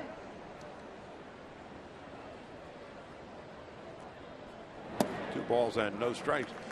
When Kershaw got hit by the pitch, it was the 57th time a Pirate pitcher had hit a batter. They lead the major leagues in that category. Of course, the Pirates and Reds have had some issues with one another. Kendrick went around, according to Gabe Morales.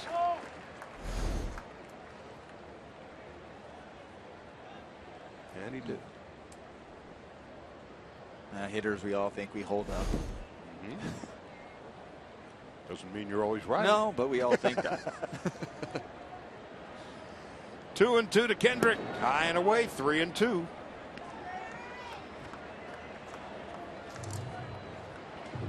Garrett Cole, who normally is a pretty good control pitcher when you consider how hard he throws, his strikeout to walk ratio coming into the game, 138 strikeouts, just 29 walks.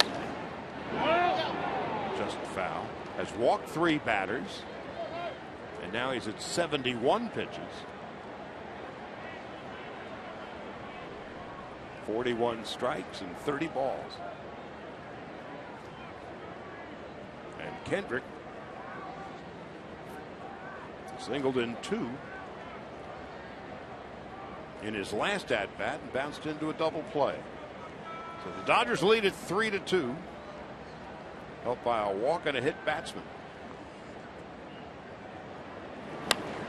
Watch out. Ooh.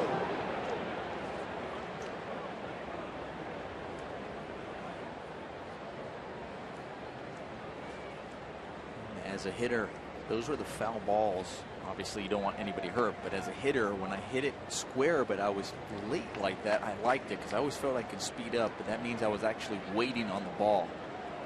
And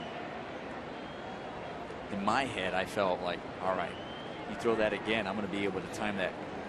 On 3-2. No such luck for Kendrick. 5th strikeout for Cole, and there's 2 outs.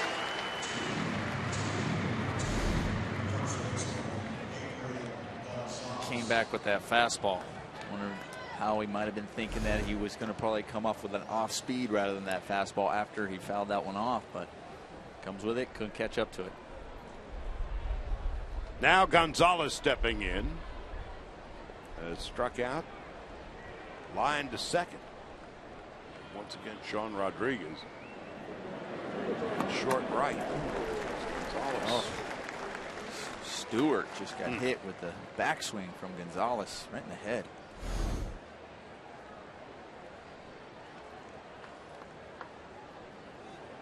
Oof.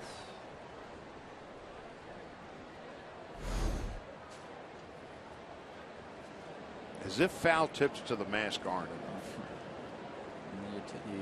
The possibility of taking a bat to your mask. Nothing in 1. Gonzalez takes high. 1 ball, 1 strike, 2 out.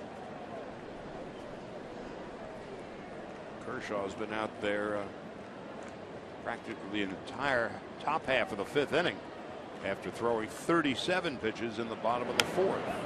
Big rip for Gonzalez. That is 1-2.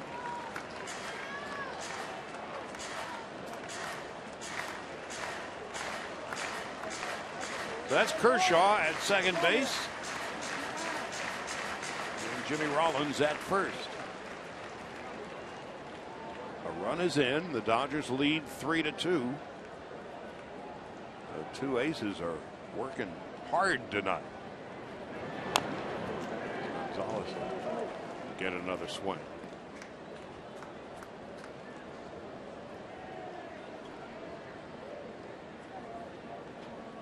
place is packed to the rafters, and there's palpable tension in the ballpark tonight. It's great. Great theater. First place Dodgers from the west, the second place Pirates from the central.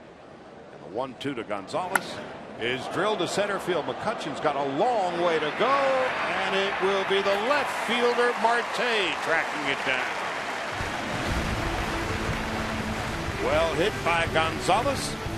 1 run, 1 hit, 2 left after 4.5. Dodgers 3, Pirates 2.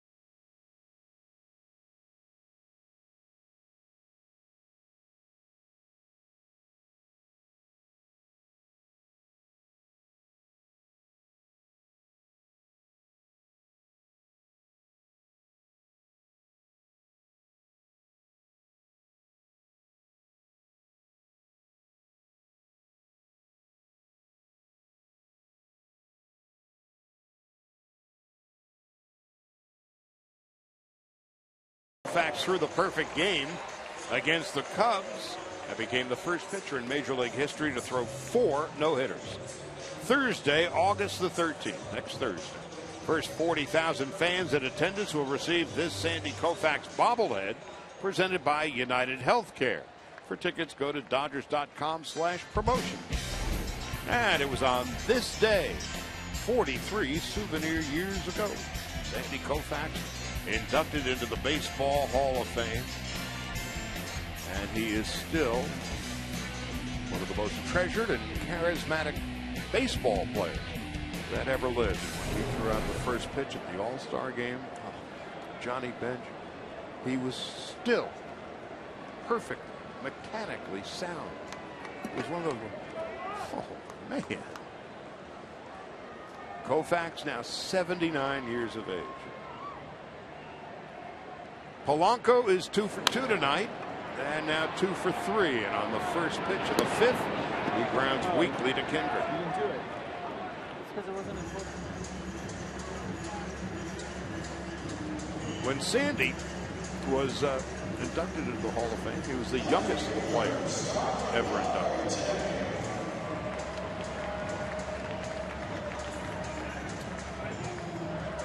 Retired at the age of 30, inducted at the age of 35, and here is his prodigy, Mr. Kershaw, with 1 out and nobody on. Strike, and it's 0-1.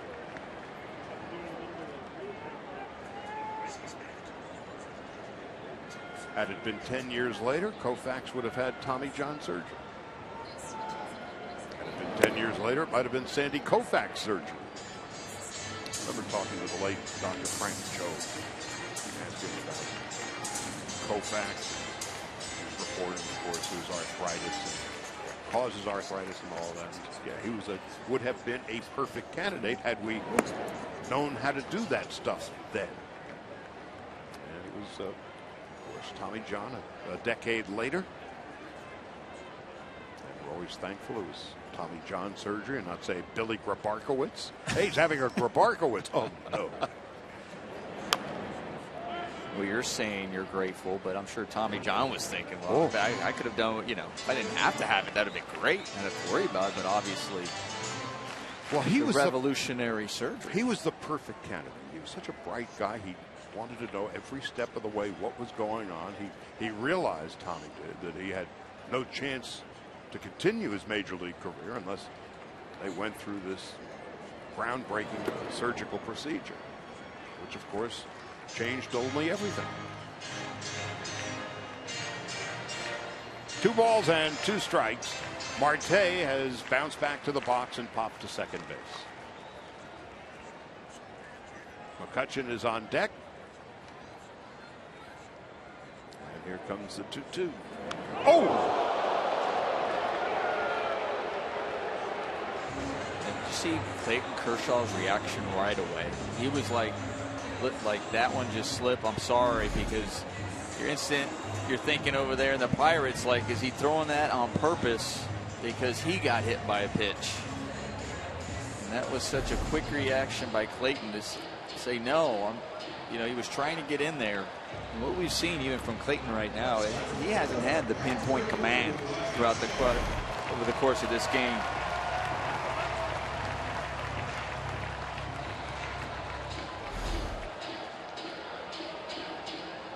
That's the 5th batter Kershaw has hit with a pitch this year.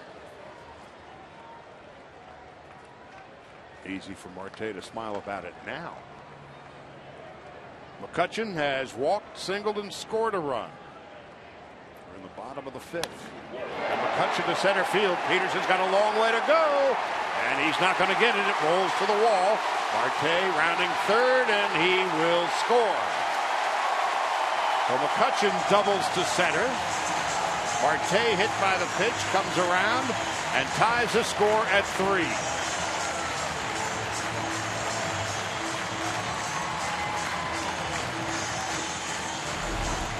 Perfect example of why that wasn't on purpose right there. Usually when you get hit, you wait till if you're going to do something on purpose, it would be a 2 outs. So there was 1 out, so it was obviously not intentional. Get a guy on first, and you have to face an MVP in Andrew McCutchen with a man on, and he takes advantage of it, hits it a ball in the gap, and allows Marte to score easily. So we're tied at 3. And Ramirez stepping in.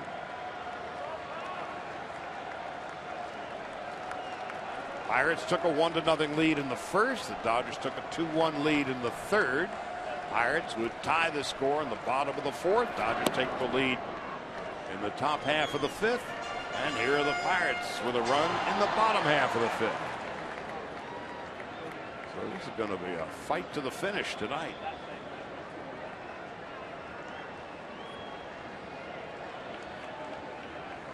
Ramirez is 1 for 2. That gets past Grandal. And now a throw down to third base, and McCutchen is safe.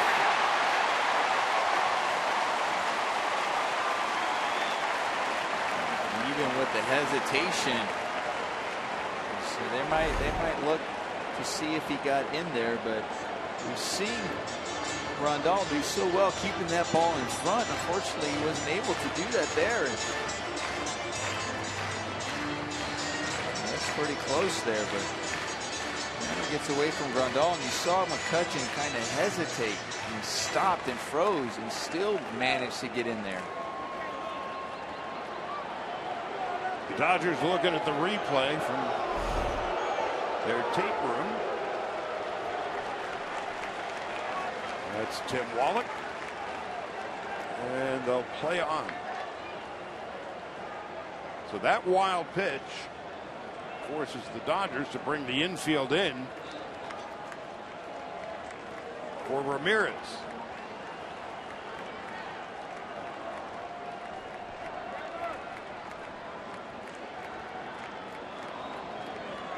What a solid career he has turned in. And these are the situations where Aramis usually takes it up to another level. 5th all-time in home runs by a third baseman. 375 of them. And McCutchen, the lead run at third. The Dodgers with the infield in. And Ramirez lines it foul. 2-2.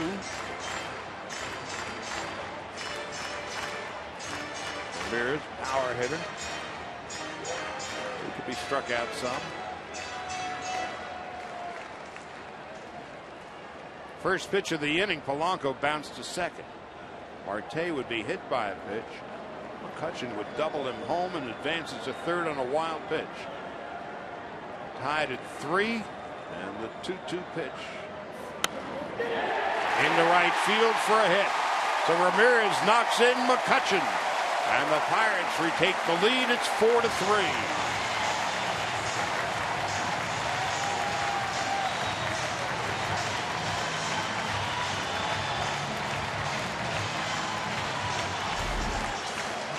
Ball gets in. See the way where Yasmani was set up, looking like he wanted that ball away. That ball comes on the inner half. And Ramos does a good job still fighting that ball that was way in to get it to right field. That brings up Jung Ho Kang, who fouls it off, and it's 0-1. Young is 1 for 2. Career .298 hitter in Korea.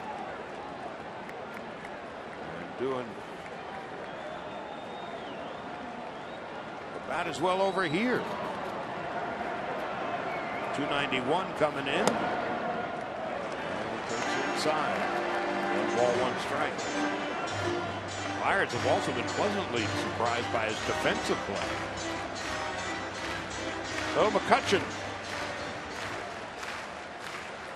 doubles home a run and scores a run here in the 5th inning. And Kershaw about to throw his 80th pitch.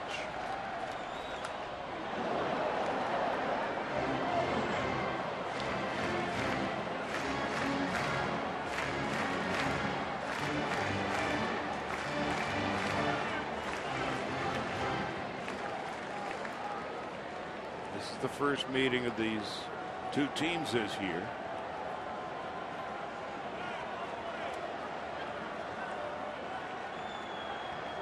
Here in Pittsburgh this weekend. A 3-game series at Dodger Stadium. September 18th, 19th, and 20th. That's a weekend series.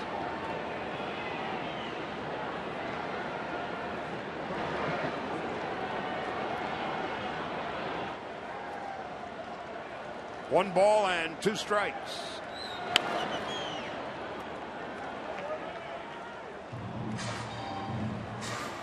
Got to look at Luis Avilan warming up in the Dodger bullpen.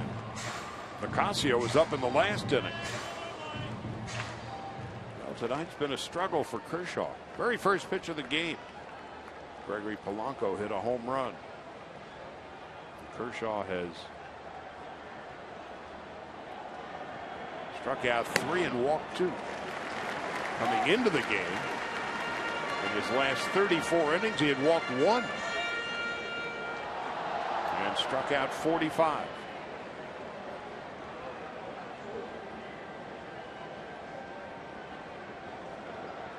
So it didn't take long for that 37-inning scoreless streak to come to an end. 2-2. Swung on and missed strike 3. 4th strikeout for Kershaw.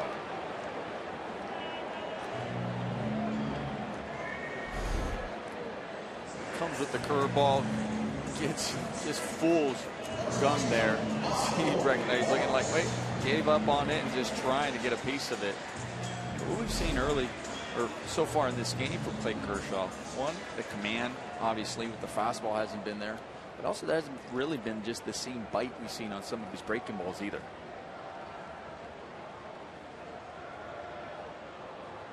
Now Michael Morse has lined to Gonzalez twice tonight. And this time he bounces to short. Mullins to Kendrick, and that's that. Marte hit by a pitch. McCutchen a double. Ramirez a single. And the Pirates now lead the Dodgers 4-3.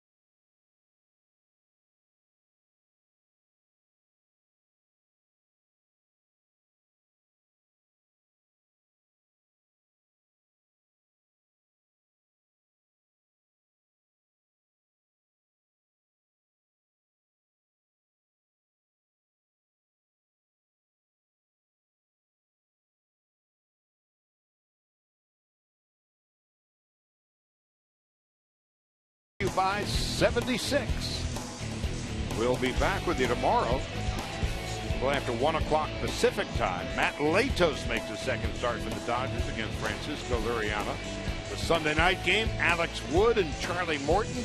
Dodgers will fly home, get back to LAXO about 3 o'clock in the morning, and about 12 hours later report to work and begin a 3-game series with the Washington Nationals. Garrett Cole now has a lead to work with again. Ethier leads it off. He's been struck out and he has walked.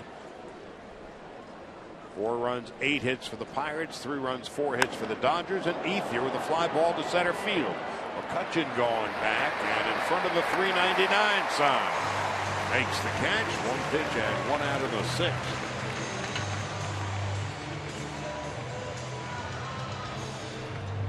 McCutchen owns center field. Talk about home field advantage. He had that ball entirely in his sights from the moment it left the bat of Ethier.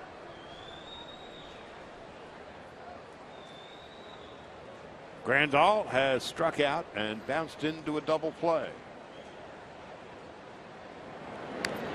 Big swing, fouls it back, and it's 0-1.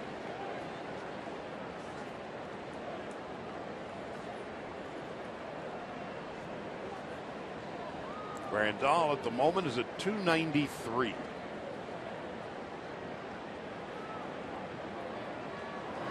Among all the major league catchers with 15 home runs, he ranks 3rd.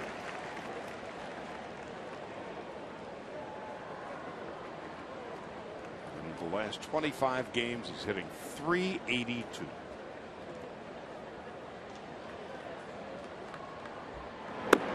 And his on base percentage, .400.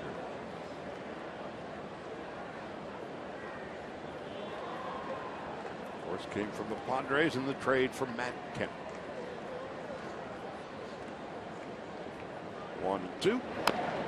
We'll do it again.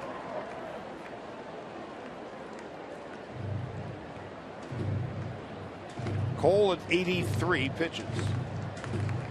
But it doesn't get any easier when he comes out. Pirate bullpen has a collective ERA of 2.84, second best in the league. The Dodgers bullpen at 399 ranks 12th out of the 15 teams in the National League. Bullpen has been an issue really since late June. Slicing foul.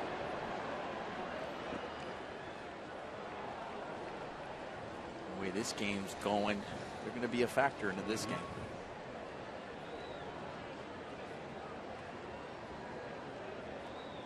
Kershaw threw 5 innings at 84 pitches. So Grandal works the count full.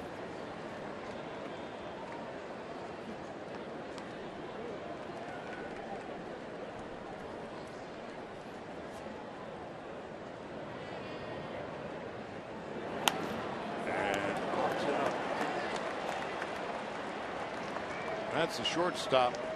Young. With the shift coming over from the second base position, there's 2 out.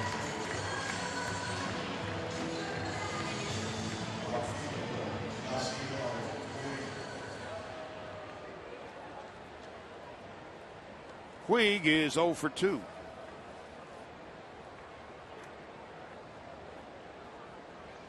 So it's been 5 tough innings for Kershaw. He's gutted it out. And the Dodgers down a run. Puig takes a strike, 0-1.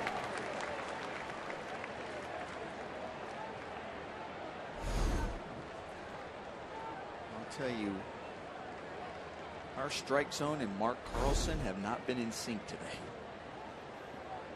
Carlson out of Joliet.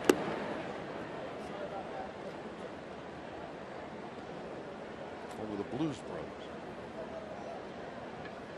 His 16th big league season.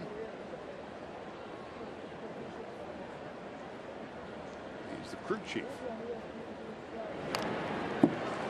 1-2 to Puig.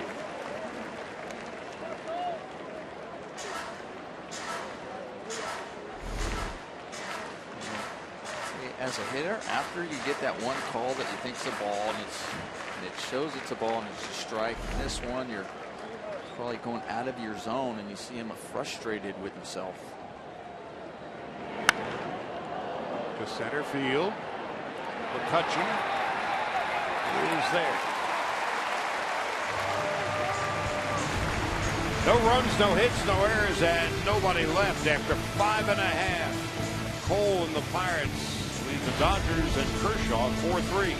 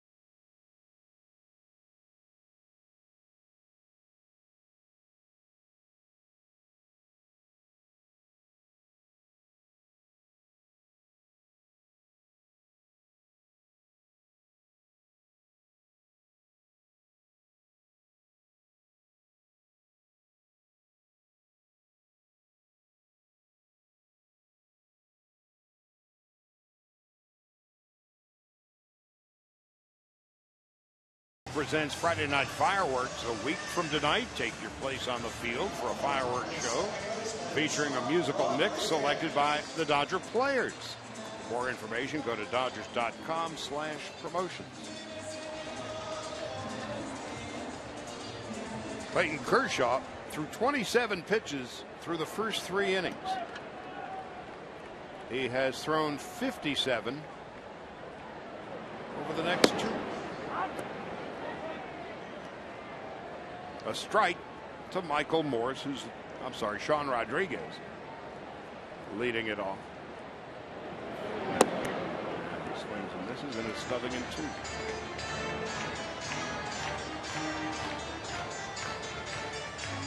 Rodriguez rolled one up the third base line in his first at bat, and a beautiful barehanded play by Cayaspo. And a call, strike 3. So Kershaw now with 5 strikeouts. Clayton Kershaw in the 4th inning took one off the foot, back of the foot. No ill effects from that. And then in the 5th inning, took it off the front of the foot.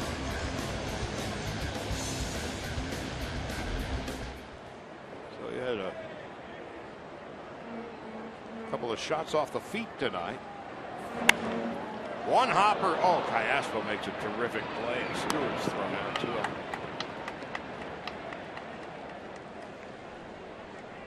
Yeah, for Clayton, you're frustrated. You're going, okay, I got a couple off the foot. Not pitching the way I like to, as we have a look at a great play by Cayaspo on the Morongo slow-mo cam. Kershaw, we talked about Zach Greinke yesterday, just battling through that game and fighting through. And Clayton Kershaw's doing the same thing. You know, you've heard pitchers talk about it all the time. They're not going to have their best stuff on a daily basis, but they have to find a way to grind through the game and figure out ways to get hitters out. Garrett Cole's night is done. 3 runs and 4 hits in 6 innings. So as we mentioned, the Pirate bullpen doesn't make it any easier. As is, the Dodgers are happy to see Cole go. 91 pitches, 56 for strikes. Neil Walker, he's a hometown kid. Switch hitter, batting for the right side, takes outside. 1 ball and no strikes. Walker's dad was a very close friend of Roberto Clemente. And on that fateful food delivering flight to Nicaragua, he was invited to come on the plane. And at the last minute, Roberto said, why don't you stay home? It's New Year's Eve. Stay with the family. And that is something that has remained with the Walker family ever since. That's what, 44 years ago.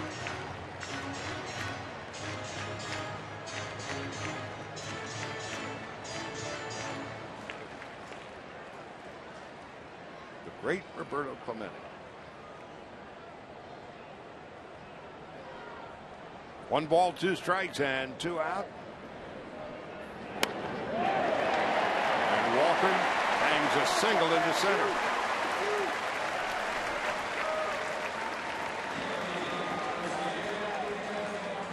Ninth hit of the game for the Pirates. Well, we were talking about earlier that Clayton Kershaw's breaking pitches, we talked about command of fastball, but the breaking pitches haven't had the same bite either. And that one just kind of hung up there and allowed Neil Walker to stay on it, and Kershaw frustrated with that pitch. Seen a lot of shaking of the head from Clayton Kershaw today. Those 37 straight scoreless inning streak ended on the very first pitch that he threw. Last year, 41 consecutive scoreless innings. Now with 2 out, it was Polanco on that first pitch of the game that gave the Pirates the lead. 1 ball, no strikes. He has also singled to right and bounced to second.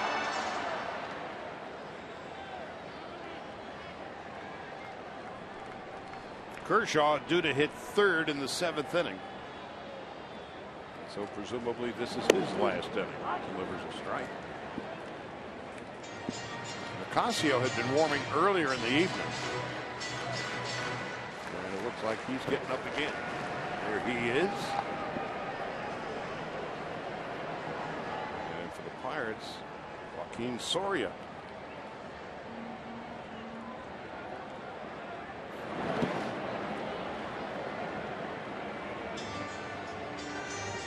balls and 1 strike. Talk about the command. Look how far. Yeah. Money has to move for that ball. Looking for that breaking ball on the outer half. It breaks on the inside. And that one he was able to keep in front.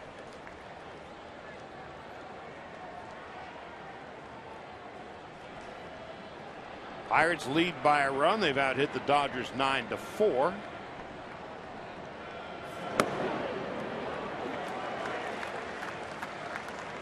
And now it's 3-1.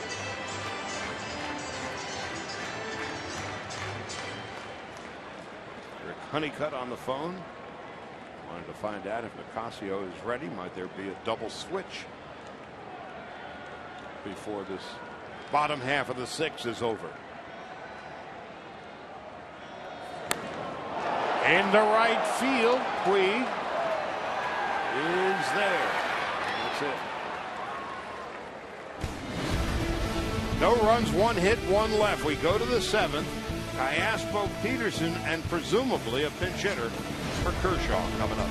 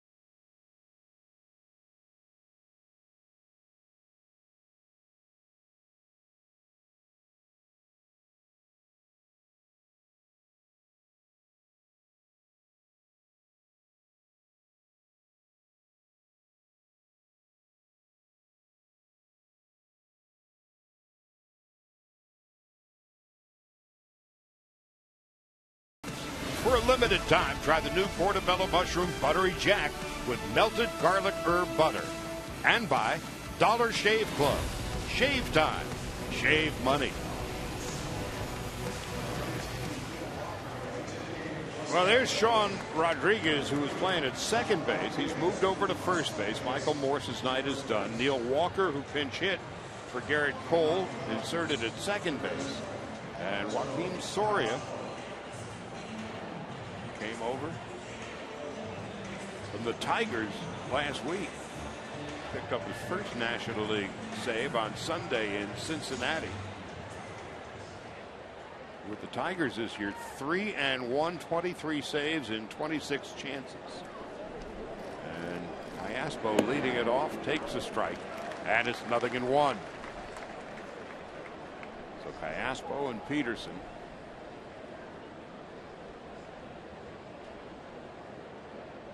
Kershaw due to hit. The 0-1. Fouled off to the left and out of play. And it's 0-2. Callaspo's fouled to the catcher and flied to center.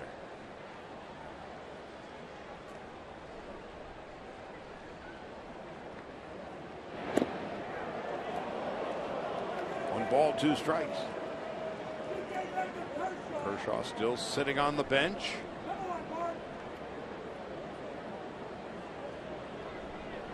Nicasio is still warming in the bullpen. Honeycutt is talking to Grandal about the hitters ahead in the 7th. There's Nicasio, and here's the pitch. 2-2 to Callaspo.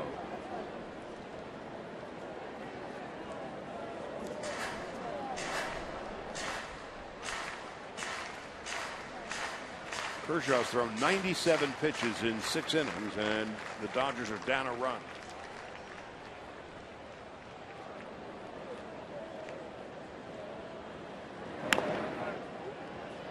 Chopper right to Rodriguez.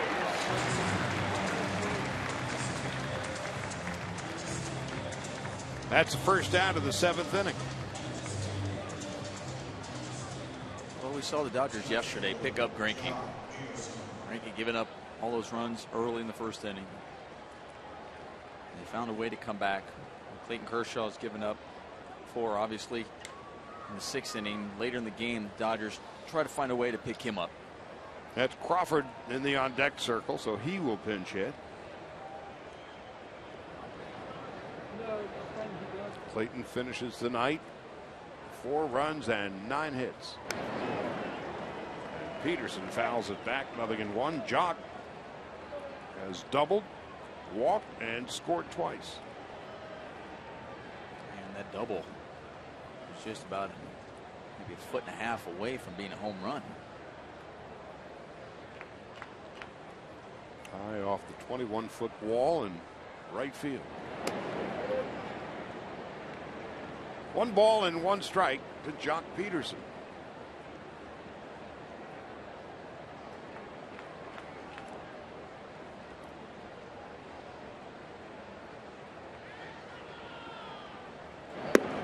Upstairs and inside, 2-1. You know, it's interesting. I look at Neil Walker at second base.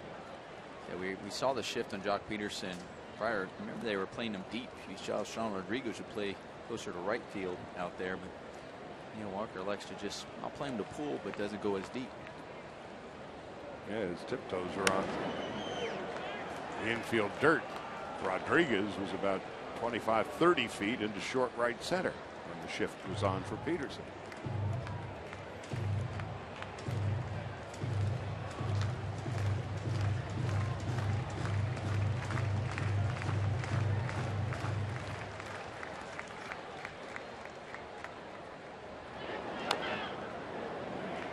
Foul.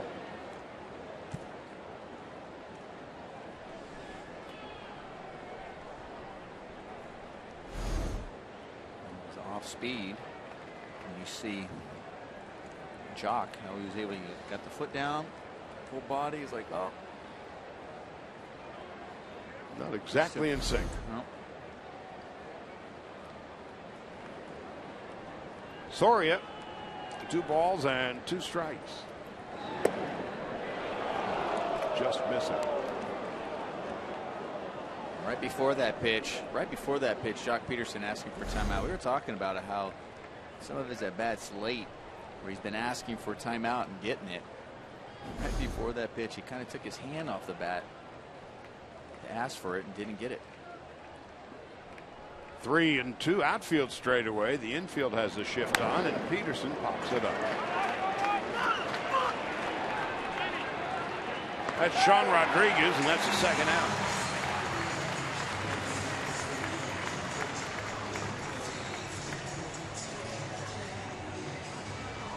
Frustrated Peterson returns to the dugout, and Carl Crawford coming up to pinch hit.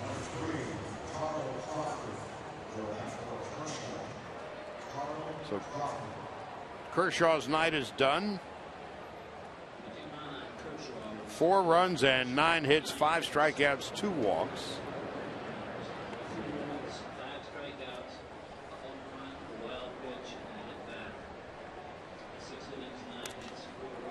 Off the end of the bat and right to Ramirez. Whoop.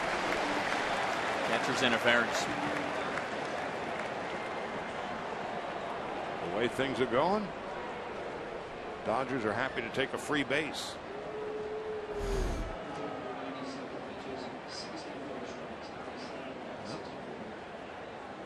Crawford knew it right away, too.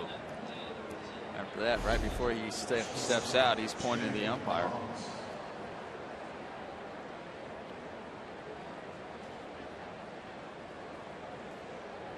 So Crawford at first base, and Rollins coming up. Jimmy tonight is 2 for 2, a walk, stolen base, a run scored, and an RBI.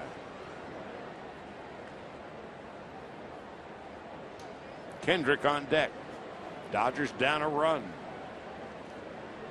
Kershaw's evening is over.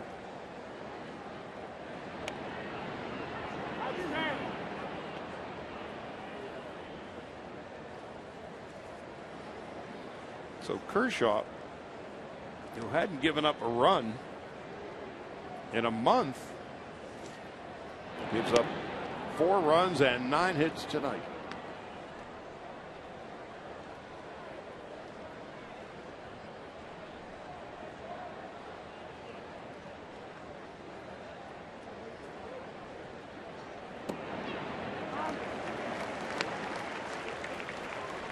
No balls and 1 strike.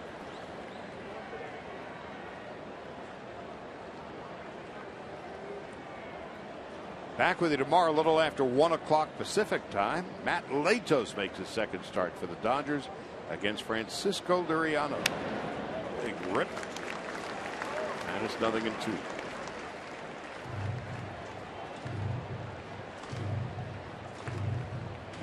That's tomorrow's start.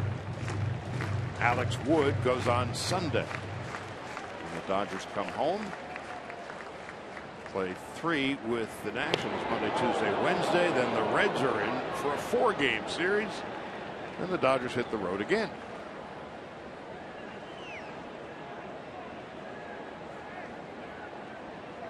Dodgers have played 55 at Dodger Stadium. This is the 54th road game. Crawford goes. The throw is not going to be in time. So Carl Crawford steals a base. Perfect count to steal on, and he did. Well, the Dodgers catch a break, but Crawford hitting the glove of the catcher. Now he finds himself in scoring position. Jimmy behind in the count.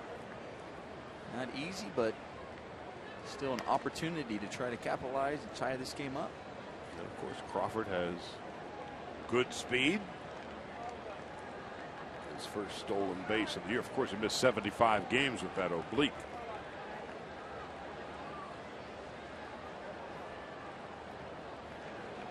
One ball, 2 strikes.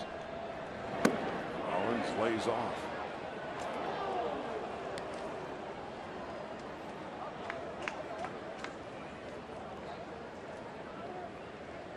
So Crawford at second base.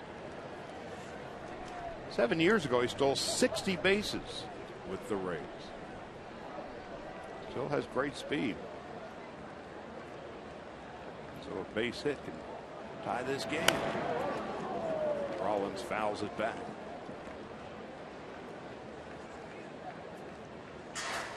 Carl Crawford. It'd be huge. It'd be huge if Jimmy Rollins is able to come through here. Behind in the count. Stolen base. Crawford, who turned 34 day before yesterday. Foul tip.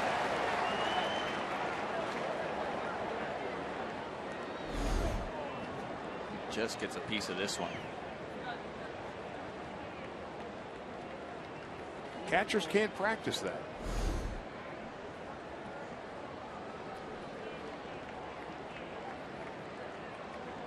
Again on 2-2 with Crawford leading off second base. Soria's 20th pitch. Rollins takes low and outside. 3-2.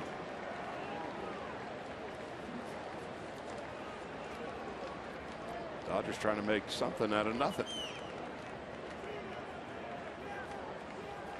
Kendrick, this year's best clutch hitter for the Dodgers, is on deck. On 3-2, Soria to Rollins into right center field. That's well hit, and that is high off the wall. It stays in play, but in to score is Crawford, and the Dodgers have tied the score at 4. Rollins, his 3rd hit of the night, and his 2nd run batted in. Just a tremendous at bat by Jimmy Rollins. He was behind in the count. He was fouling off some tough pitches, but he was staying on the ball. And there he gets a fastball down, and he just barely misses knocking himself in and taking the lead in this ball game. I mean, by that much. We talked about Jock Peterson missing for a home run. That was closer.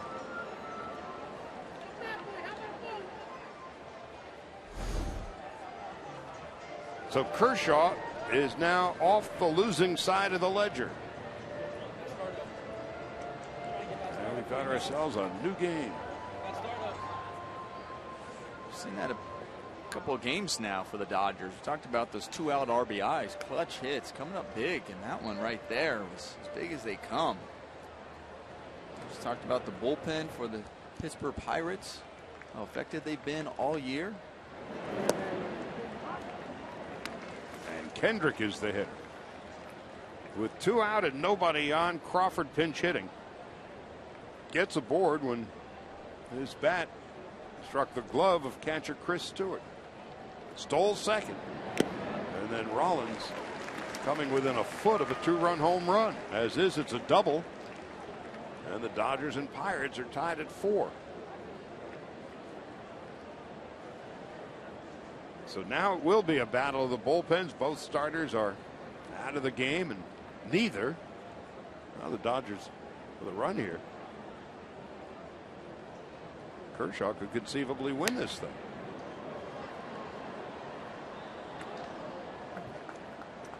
Well, they were a foot away from taking the lead. That much. Kershaw and AJ. If they can take the lead, Kershaw's foot will feel better. Ground ball. Oh, a diving stab at third by Ramirez. Robbing Howie Kendrick, costing the Dodgers a run. And at the 7th inning stretch, we are all even at 4. Ramirez saving a run. We'll go to the bottom of the 7th.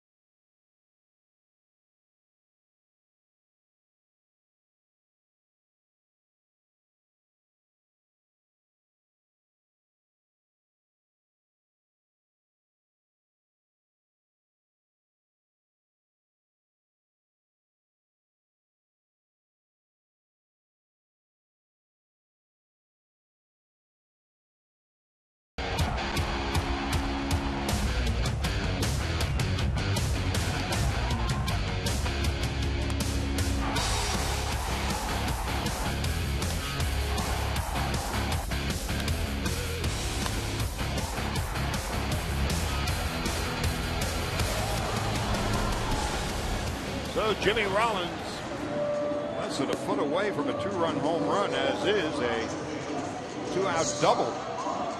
Knocking in Carl Crawford, who got on base.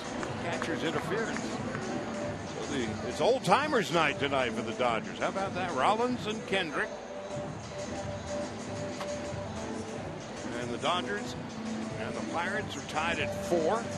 And Nicasio making his 37th appearance. Pitched 2/3 of an inning yesterday in Philadelphia, needing just 10 pitches. So here he is, and it will be a battle of the bullpens down the stretch. Starling Marte, Andrew McCutchen, and Aramis Ramirez. And Ramirez's sparkling play, robbing Kendrick of a base hit, would have given the Dodgers the lead. Line drive right to Rollins. 1 pitch, 1 out off the bat of Marte.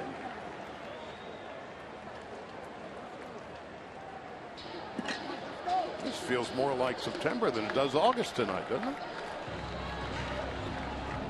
Both these teams obviously battling for a playoff spot. Both these teams, quality teams, over 500. Going down the stretch. Here we are in August, Charlie, dog days, and for the Pirates, they recognize, they're like, okay, first place teams are going to be playing in the next couple series. The Dodgers in first place. After this, they play the Cardinals. After that, they play the Mets. 2 months ago, they couldn't wait to play the Mets. Now there's no great hurry. Dodgers, of course, after this, play the Nationals at home. 1 ball and 1 strike to McCutchen. A single, a double, and a walk, and 2 runs scored. Tied at 4.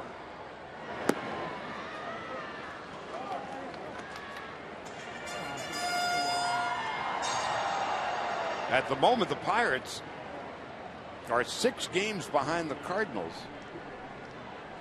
and tied with the Cubs for the final 2 wild card spots.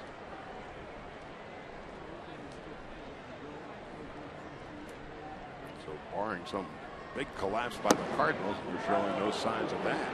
They're 30 games over 500. The Bucks are trying to solidify that wild card spot. 2-2. The Dodgers lead. The Giants by 3.5. Cubs beat them today 7-3 at Wrigley Field. McCutchen 3 out of 7 in his career against Nicasio. 1 out, nobody on in the 7th.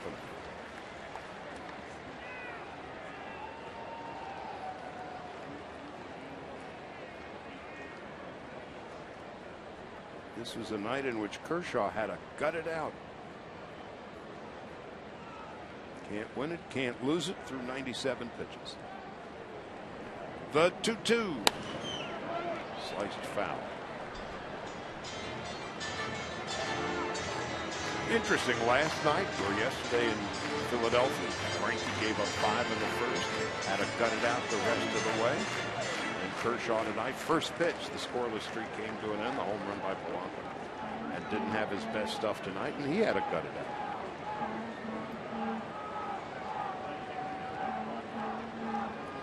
Two and 2, and McCutchen down on strikes. Big slider upstairs, 2nd out of the 7th inning. Charlie, the good pitchers find a way. And obviously, Zach Greinke and Clayton Kershaw are good, great pitchers, and they find a way. We have a look here at Nicasio able to climb the ladder on McCutchen. And now 2 out.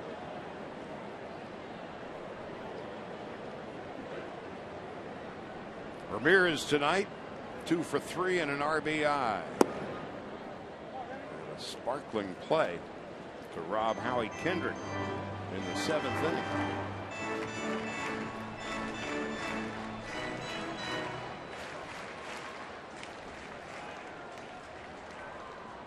Gung is on deck. We're tied at 4. And this popped foul and out of play.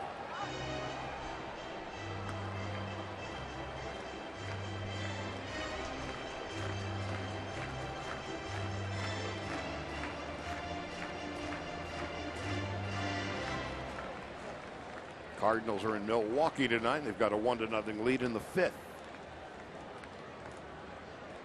1-1 on the way.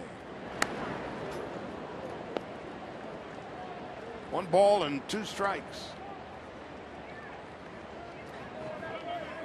That's one of those when you come back in the dugout and your teammates are making fun of you and going, how your knuckles feel? Look at that. Oh. Yeah. It's like your hands just got bit by a swarm of bumblebees. Or think of a tuning fork. Well, Nicasio comes in and couldn't be any better in the 7th inning. Marte lines out, McCutchen strikes out, and so does Ramirez. We'll go to the 8th with Gonzalez, Ethier, and Grandal coming up.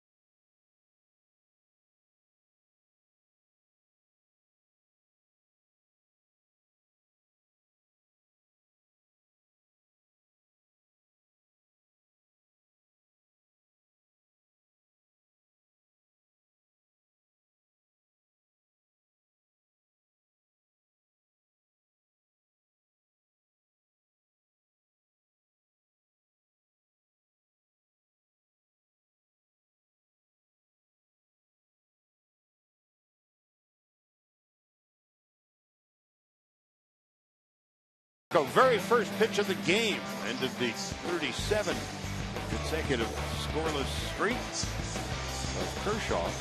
And the Dodgers and Pirates have been going back and forth, exchanging the lead, and tied at 4. And Rollins, a big night coming off the 3 big days in Philadelphia. That's your DraftKings game summary.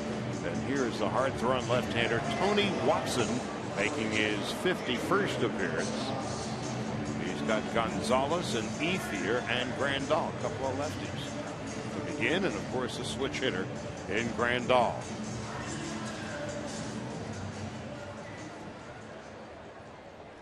Gonzalez tonight 0 for 3, struck out, lined to second, and flied to left. There's a strike, 0-1.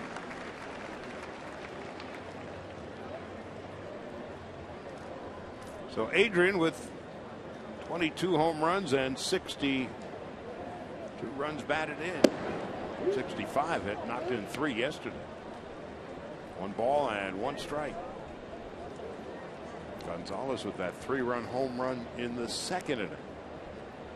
Crazy game in Philadelphia. Tied up in knots, 1-2.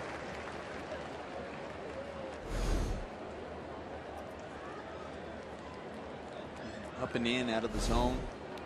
You're in the hitter's count. Or late in the game like this, Adrian Gonzalez looking for something and something he can drive out of the park, especially since right field is closer. Missed it by a lot. So Watson strikes him out. Van Slyke is going to come up and pinch hit for Ethier. Has faced Watson once before and hit home run.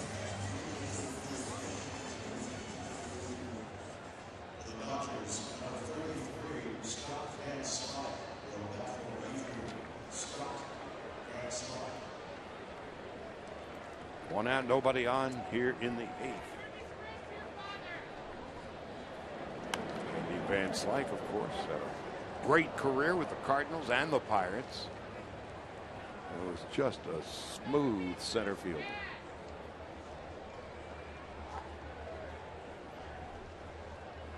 So 1 out, nobody on in the 8th, tied at 4. Watson, the 3rd Pirate pitcher of the night, delivers low.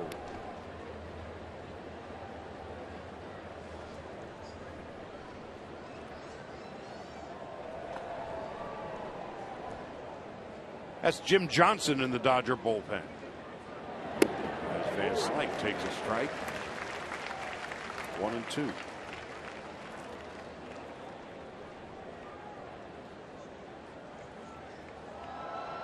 There's a nervousness in the air here tonight. Been a terrific game. A 1-2, high and away, 2-2. This afternoon, the Cubs beat the Giants 7-3. So the Dodgers, if they can win this thing, can extend their lead over San Francisco to 4. And Van Slyke takes low and works the count full.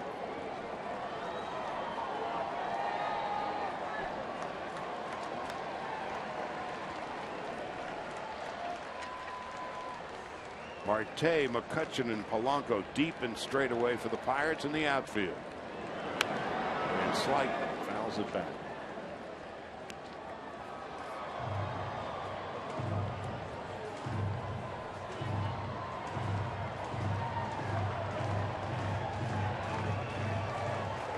Van Slyke on the year, .295 against right-handed pitching. Against lefties, he gets a walk. The Dodgers scored a run in the 7th inning after 2 out, nobody on catcher's interference, a stolen base, and a Rollins double. Standings up to the minute after the Giant loss this afternoon. Arizona, San Diego, and Colorado holding on for dear life. Now the switch hitting Grandal. Grandal with the 15 home runs, but none of them from the right-hand side of the plate. I hope the Pirates sleep on Van Slyke. Van Slyke's one of those that just sneaky. That if you sleep on him, he'll take that extra bag. Sean Rodriguez holding him on at first. 1 ball, 1 strike, and 1 out. Grandal looking at Lorenzo Bundy, the 3rd base coach in Temple.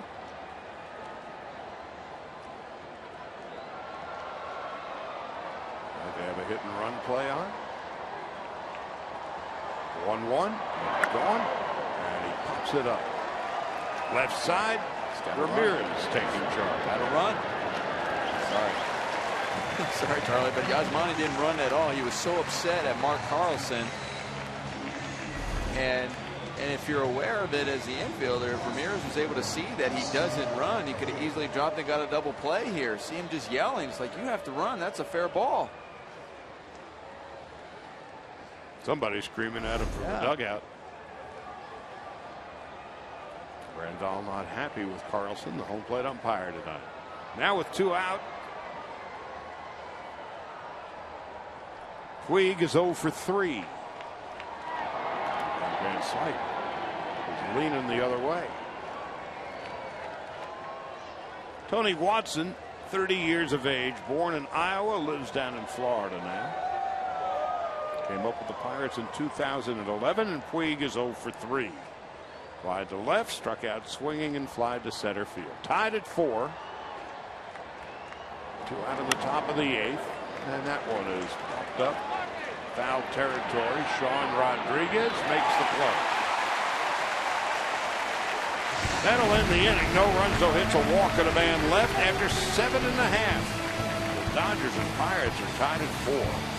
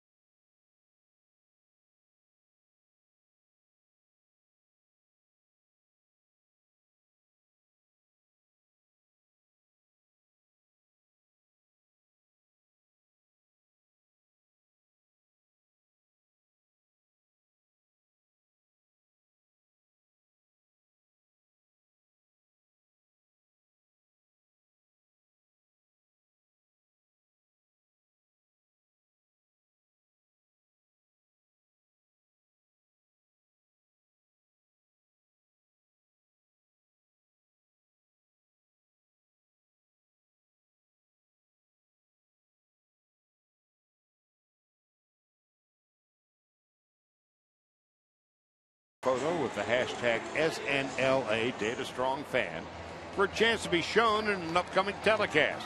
Brought to you by T-Mobile. So Juan Nicasio. The pitch is second inning. So Van Slyke stays in the game after pinch hitting for Ethier and will play in left. Well, statistically, the Pirate bullpen a far sight better than the Dodgers have been this year. And so it's heading toward the finish line. Nicasio retired the Pirates in order in the bottom of the seventh. Jung Ho Kang is leading it off in the eighth. 1 for 3, 2 strikeouts, and takes a fastball up and in. 1 ball and no strikes.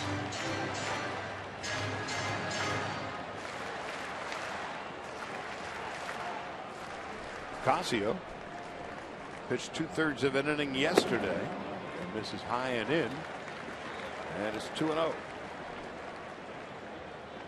Travis Ishikawa. Dodgers have seen him a lot over the years when he was with the Giants in the on deck circle. It's a pinch hit. Meanwhile, Nicasio falls behind 3-0.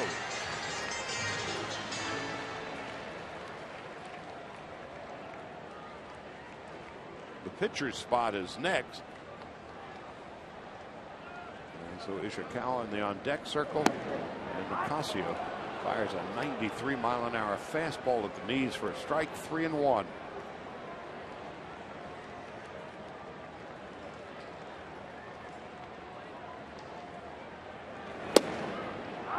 Now it's 3-2.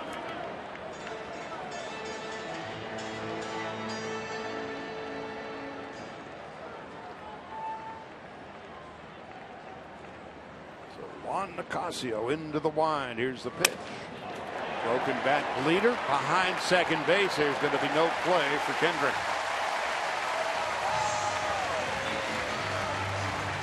Well, Nicasio did all he could do. Made a good pitch on Kang. Jams him, breaks the bat. Just unfortunate. Just in the spot where, yeah, you can get it. You're able to field it, but you just have no play. And that's just perfect placement by Kang. A lucky placement by Kang there to get a base hit. Now here comes Don Mattingly.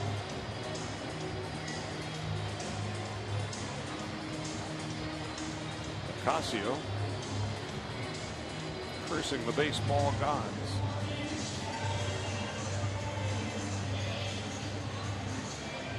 That's Luis Avilan coming in. He'll be facing Ishikawa, who was at least announced. There's nobody out. Bottom of the eighth. And the Dodgers and Pirates are tied at 4.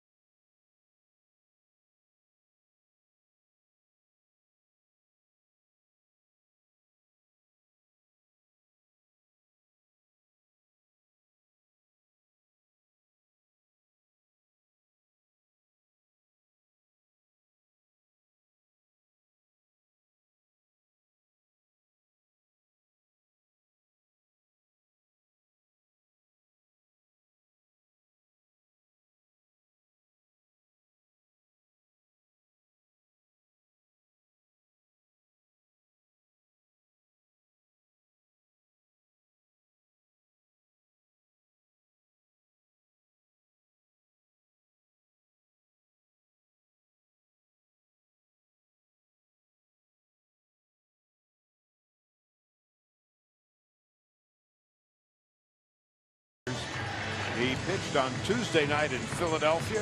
1 inning, 1 run, and 1 hit. That was a game in which the Phillies won 6-2. Of course, he came over from Atlanta along with Alex Wood. Travis Ishikawa, who was announced, and as soon as he was, Clint Hurdle brought him back. And here's Francisco Cervelli, who has done awfully well against left-handed pitching. The caveat here is the backup catcher is being used as a pinch hitter, and that doesn't happen very often. So let's see what Cervelli does. Right-handed hitter. Adelon tossing over to first base. Kung has 5 stolen bases.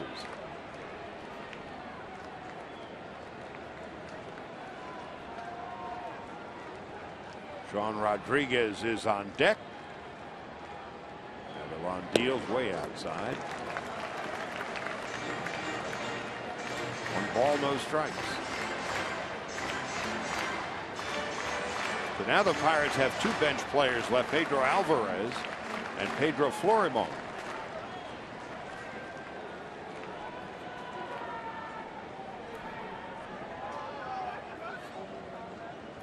The 1-0. There's a strike. 1 ball and 1 strike.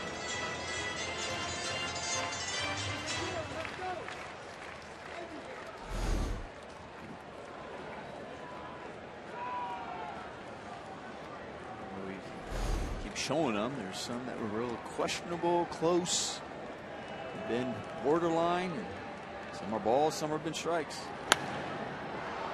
Sliced foul and out of play.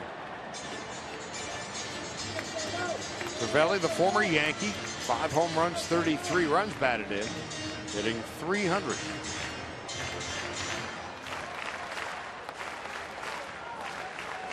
He has been a very pleasant surprise for the Pirates. Nicasio. Cervelli came up with the Yankees in 2008. Way outside. 2-2.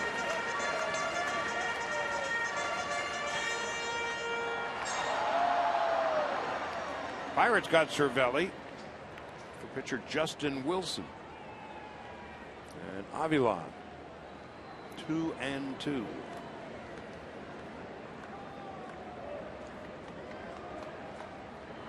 Way outside, 3-2.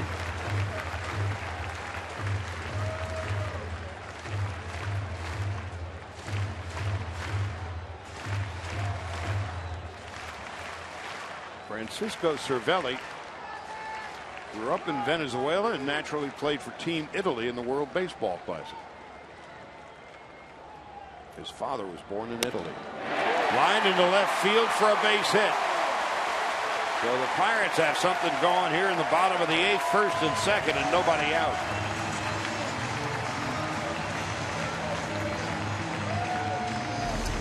Well, Avilan doesn't want to walk him, so he just came right at him with a fastball. And you were talking about how well Cervelli's been swinging the bat this year, Charlie, and he just takes that fastball and lines it to left field.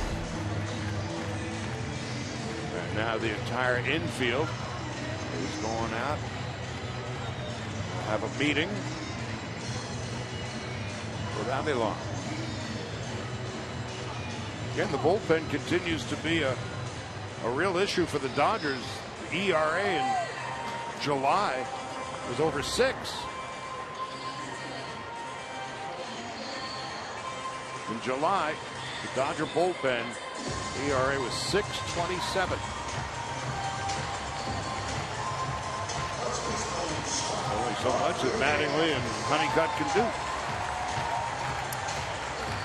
We saw everybody go over there at the pitcher's mound. They want to defense. They're going over the defense, where guys are going to break, how they want to play it in case he squares around a bunt.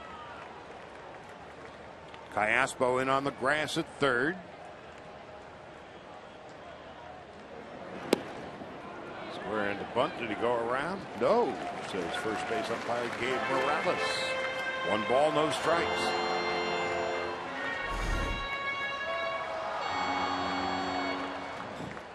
Yeah, I think he offered at that one. That should have been called a strike.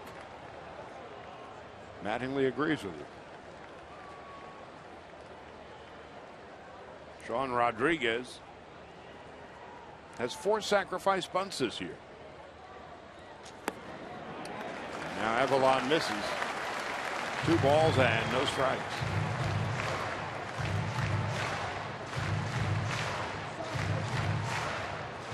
Gonga's at second, Cervelli is at first, and there's nobody out in the 8th.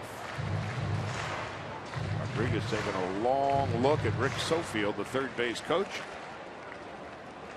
Clint Hurdle's Pittsburgh Pirates.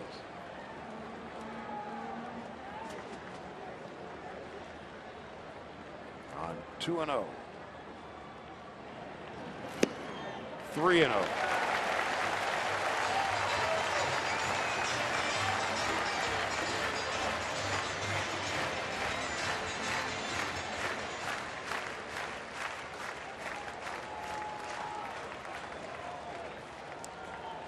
Avalon with Atlanta at a 3.72 ERA, and he walks Rodriguez on 4 pitches, and the Pirates have the bases loaded and nobody out.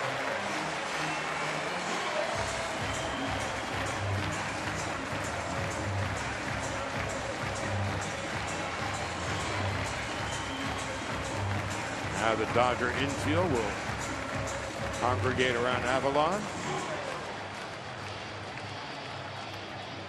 What's a man to do?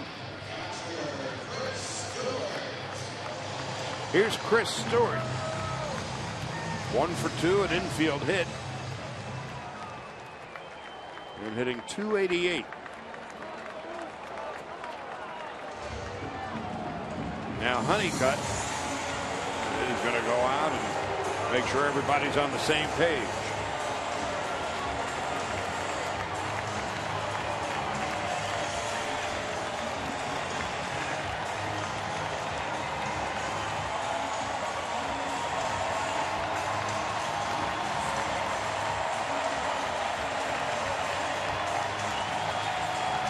That is a monologue and not a dialogue.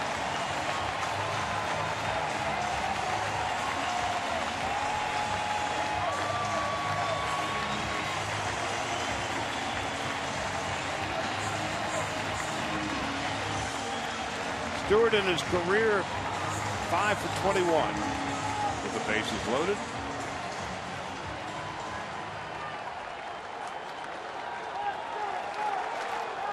Came up with the White Sox, into the Rangers, the Yankees, the Padres, the Giants, and now the Dodgers have the infield in, and Stewart takes a strike. It's 0-1.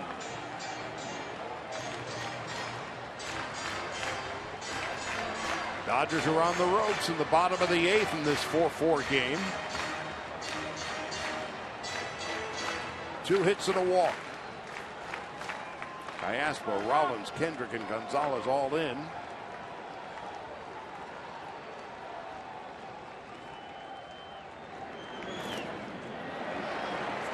Blocked by Grandal, not far enough for the runners to advance. It's 1-1. That's Gong at third base, Cervelli at second, and Rodriguez at first. Grandal had to block a lot of balls in the dirt today.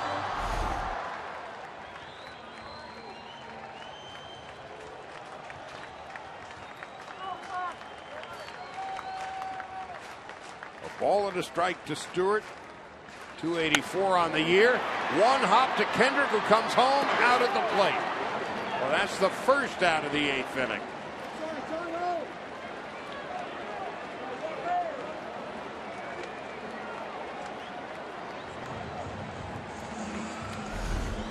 And now Neil Walker coming up.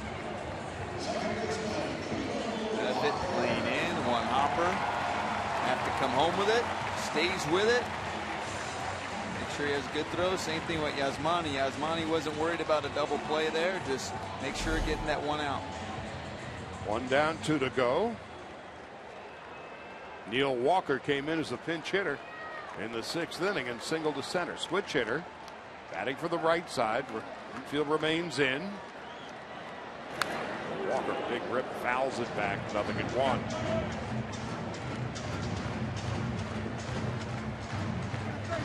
Walker, a 246 hitter from the right side, 272 as a lefty.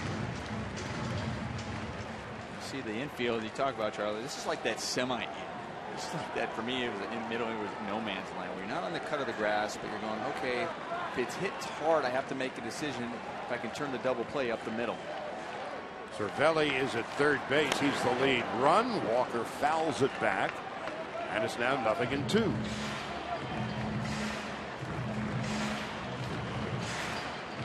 We've got Cervelli at third base. Polanco on deck.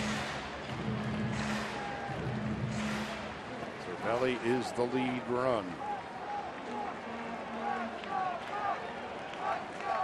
No balls and 2 strikes. 1 out. Bottom half of the 8th. Way outside. Nice block by Grandal. Boy, he's been terrific all run up. This one he had to get way out there to get in front of this.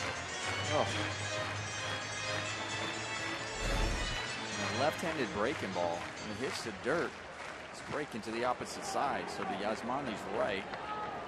So lefty's left-handed. To his left hand. He stayed with it. 1 ball, 2 strikes to Neil Walker. Avalon set. Do it again. He's had a block the ball, and now he takes one off the arm on this foul ball for Yasmani. Look where this ball is in the other half, and it hits Yasmani. Oh.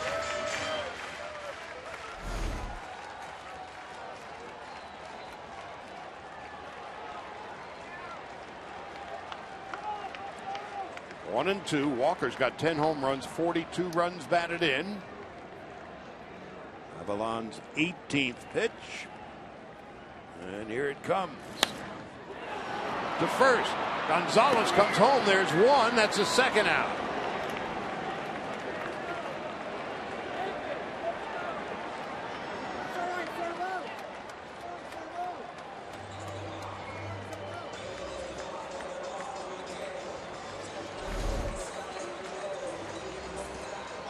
Job by Adrian. They were thinking maybe a possibility of a double play here, but no need to force it there by Grandal. Stays with it. It wasn't hit extremely hard. It's a good throw. And Yasmani was in a good position for a throw on the inside part of first base. As you read the runner, and if you're going, if you're not too sure and don't need to force it, throw it away. Still in a good position now to try to get out of this inning. Polanco, 2 for 4. First pitch of the game off Kershaw. He hit a home run. We're tied at 4. 2 out. Pirates have the bases loaded with nobody out. And now Grandal wants to make sure he's on the same page with Luis Avellan.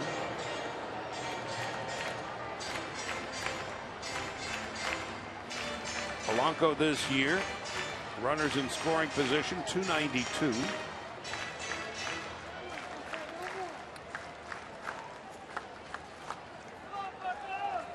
And against left-handed pitching,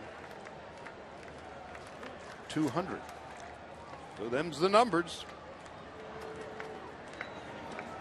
Polanco jump ropes out of the way.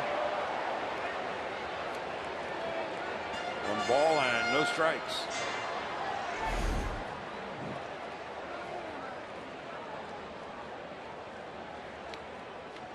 Instinct as a hitter, get out of the way. And then in retrospect, you think after you get out of the way, you're like, if I let that hit me, it's a run. There's a strike at 95. 1 ball and 1 strike. So Gregory Polanco has become the new Pirates leadoff hitter. 19 games in with this responsibility.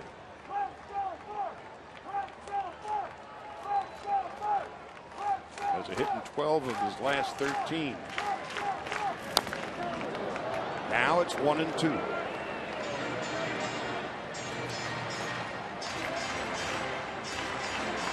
The Looking ahead to the ninth, the Dodgers have Cayaspo Peterson. And the pinch hitter against Clint Hurdle's team. Well, he's working out the bubble gum tonight, isn't he?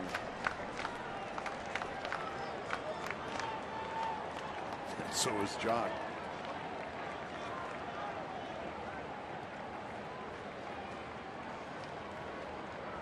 Sold out house, 39,000. Bases loaded. 1-2. Roller up the first base line. Gonzalez flips to first, and just by a half a step, Polanco is out, and the inning is over. So Adrian Gonzalez with two key plays in the bottom of the eighth. The Pirates have bases loaded, nobody out, and come up empty.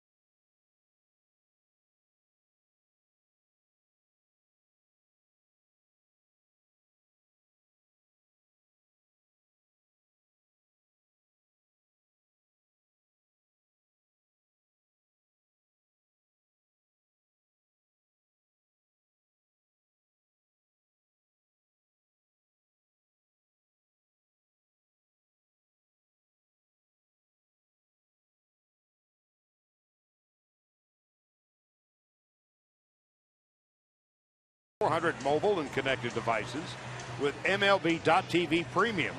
Real-time highlights, live look-ins, pitch tracking widget, and more every night on every device. Blackout and other restrictions apply. Visit MLB.TV for details. Pirates get a new battery as we go to the ninth inning. Francisco Cervelli, who pinch hit, remains in the game. Stewart is out, and he will be catching to the Pirates' terrific closer, Mark Melanson, having just a sensational season. 34 out of 35 in save opportunities. 50 innings, 35 strikes, or strikeouts, as Cayaspo leads off for the Dodgers in the ninth. And let's see which team and how they respond to the Pirates leaving the bases loaded after loading them up with nobody out. Peterson on deck. You saw the excitement by the Dodgers after they got out of that. You saw Adrian Gonzalez just waiting there, high-fiving Avilan. Sprinted into the dugout. Now let's see how that translates into the ninth inning. Cayaspo 0 for 3. Melanson deals.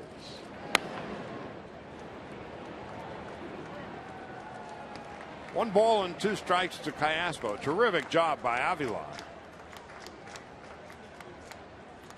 Gave up a hit, walked one, 22 pitches, 12 for strikes. And it's 1-2 to Cayaspo as we begin the ninth.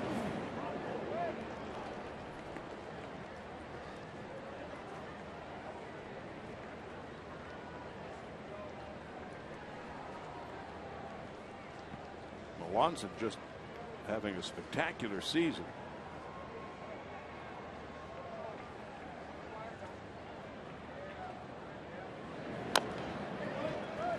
foul. Came up with the Yankees, then to the Astros and the Red Sox. Now in his third season with the Pirates.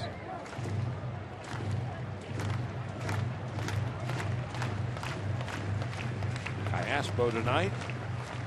He's fouled to catcher, fly to center, and bounced to first. 2 balls and 2 strikes. Chopped to first and foul.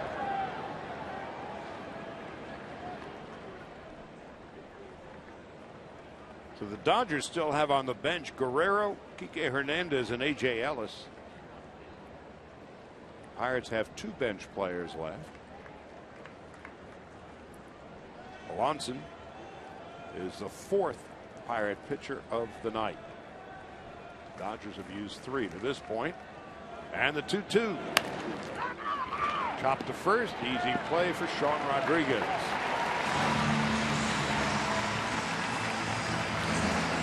Well, there's Guerrero. He will pinch hit for Aguilar. Jock Peterson tonight has doubled, walked, scored 2, and fouled out.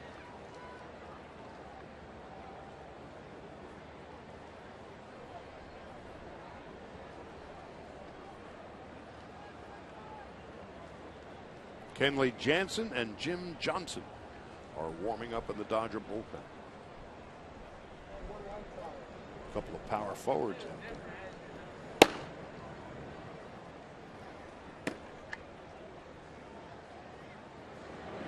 Peterson narrowly missed a home run in the 3rd inning. It's 21 feet. The wall and right. It probably got about 20.5 feet up there. Ended up being a double.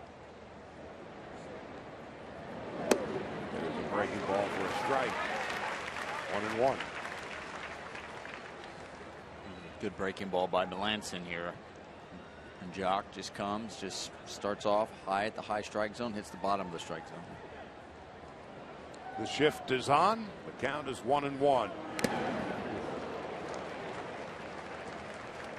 I know this late in the game, Jock Peterson was not going to take a small hack, or at any time he's going to take a big cut. Right now, I actually don't mind it. I don't mind a big swing. Late in the game, you know you need that one. Give yourself a couple of chances. And normally, after 2 strikes, you're going, okay, shorten up, but we know Jock doesn't have that swing. 1-2. Peterson 21 home runs, 43 runs batted in, and the pitch on the way. Up and in, and it's 2-2.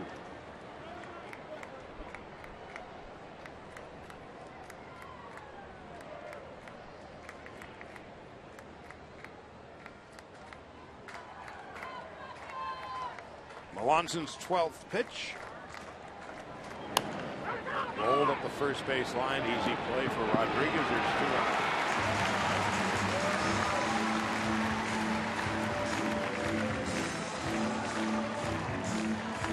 Year-old Mark Melanson. 6 years in the bigs. And this has been just a great year for him. And here is Alex Guerrero.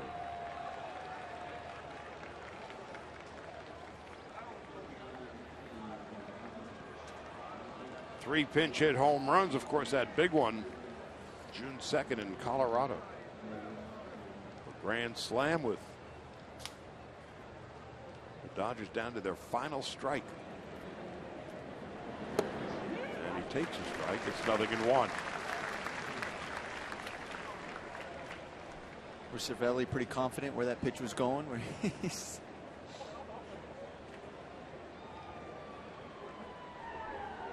Chris Stewart began the game behind the plate. Melanson deals. There's a strike. And it's 0-2.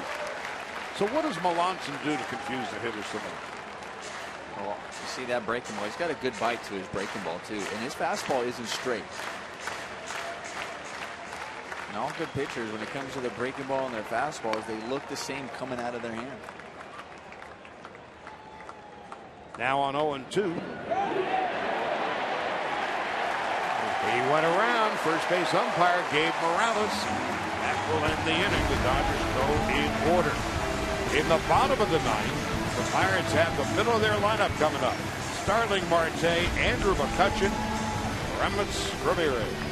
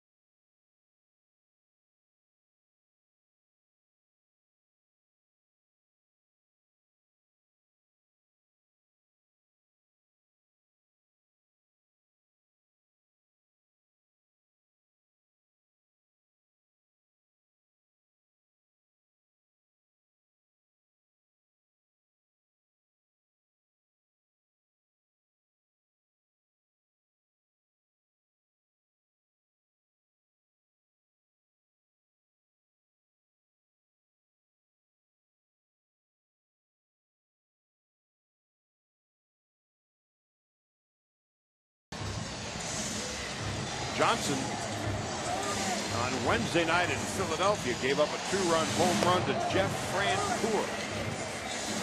Dodgers would hang on and win 4-3.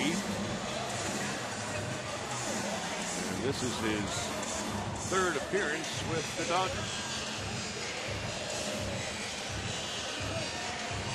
And he's got the teeth of the Pirates order coming up in the bottom of the ninth. Starling Marte, Andrew McCutchen, Ramirez. Marte, here's McCutchen. Marte 0 for 3, hit by a pitch and a run scored tonight. As you see, 13 home runs.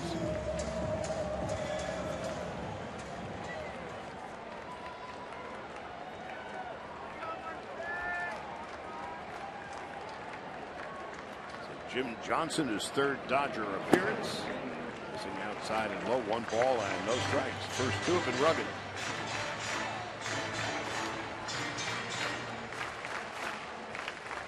Luis Avalon, who came over from Atlanta with him, got out of a bases loaded, nobody out situation in the bottom of the 8th.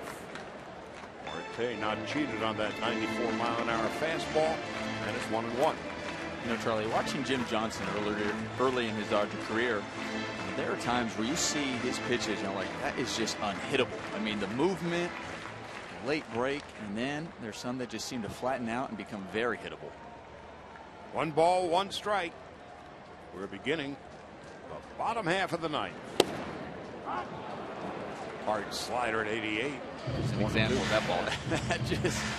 that is some just nasty movement right there.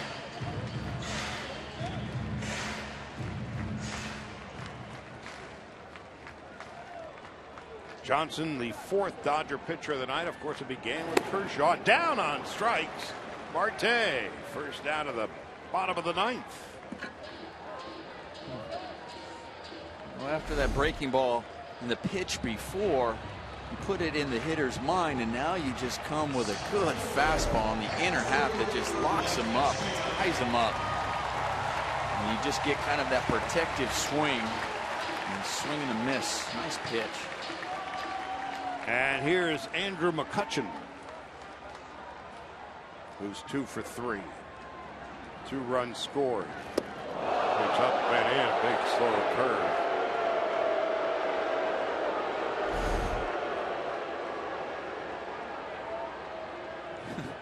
I think it more scared Andrew McCutchen than came close to hitting him. I think he thought, okay, that's coming at my head, and if it's a fastball, it's going to hit me there. 1-0. That was a fastball down and away. 1-1.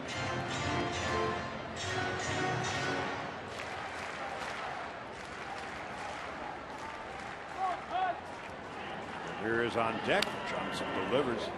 Fastball in on the fist, and it's 1-2.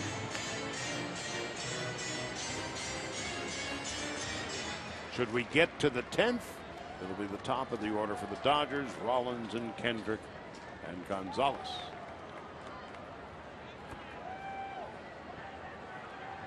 Here's the 1-2. 2 balls and 2 strikes.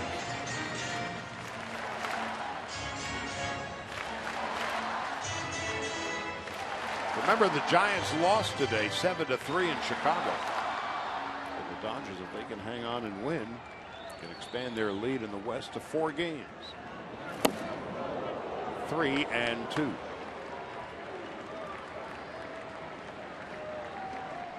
Off-speed stuff, fastball, off-speed stuff, fastball. Now on 3-2 is sitting inside McCutcheon's head. What are you expecting? Fastball. There it was.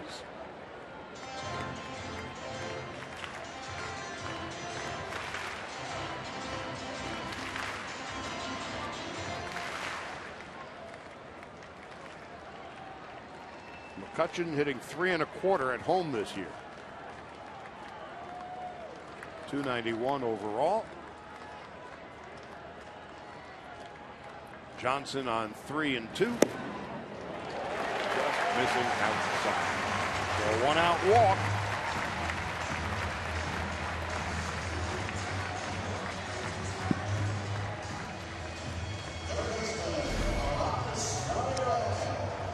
Looks like Johnson was about to get that corner, and he's frustrated. Thought he might have had a chance at clipping the edge of it. And we see there, pitch tracks just off the plate.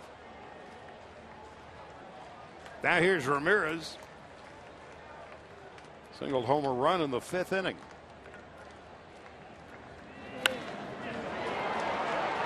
Rollins will take it himself in a double play to end the 9th.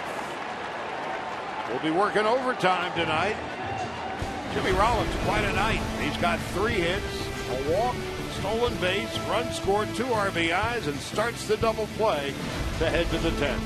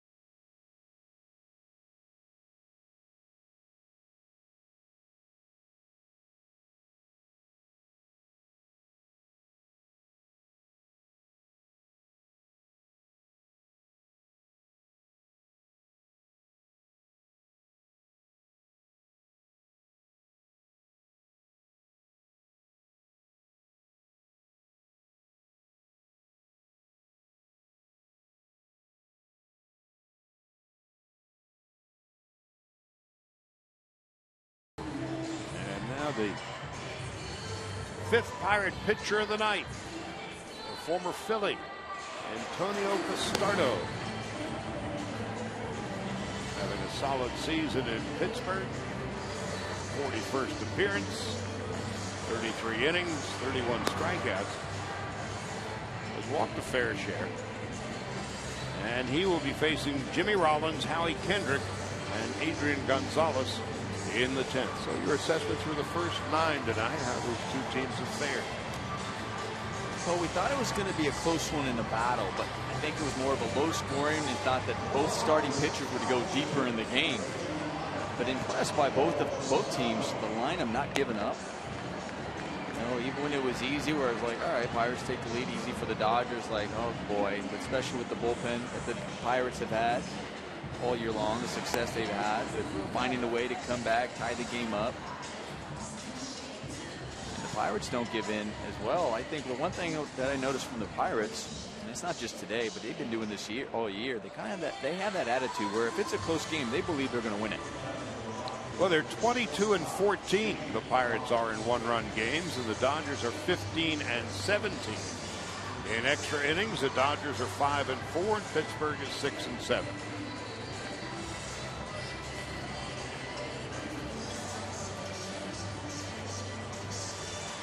Jimmy Rollins has had a terrific night tonight after 3 fun-filled days for him, going back to Philadelphia. Slowly but surely, Rollins' average is creeping north. Doubled home what turned out to be the game-tying run in the 7th inning. Dodgers got a break in the 7th. Catcher's interference with Crawford pinch hitting. He would steal second, and with 2 out, Rollins would double them home. And Rollins didn't miss a home run by much. Of course, Rollins and Bastardo were teammates in Philadelphia. Rollins squares to bunt and takes it back.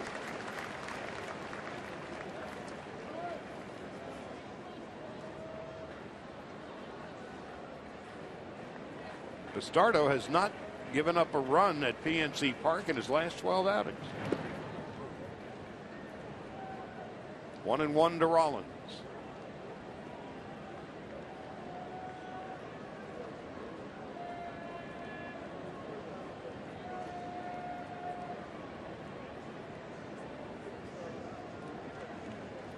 Antonio Bastardo on 1-1 to Rollins. Here's a strike, 1-2.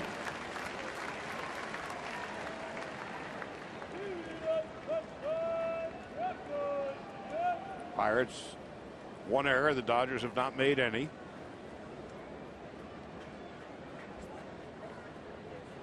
And Rollins drills one to center field, but right at McCutcheon.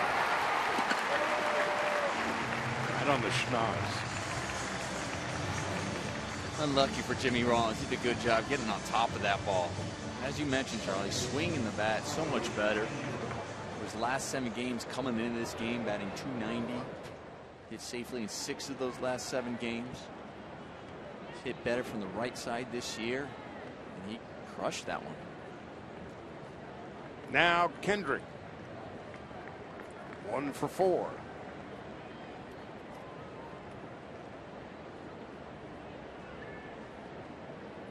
Now he 9 home runs, 47 runs batted in. Takes a strike. It's 0-1.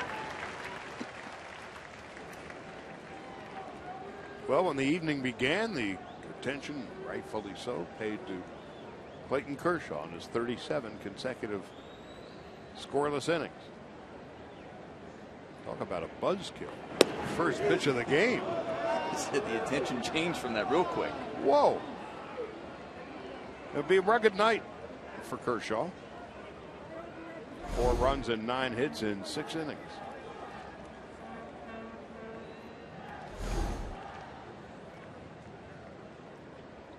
One and 1 to Kendrick.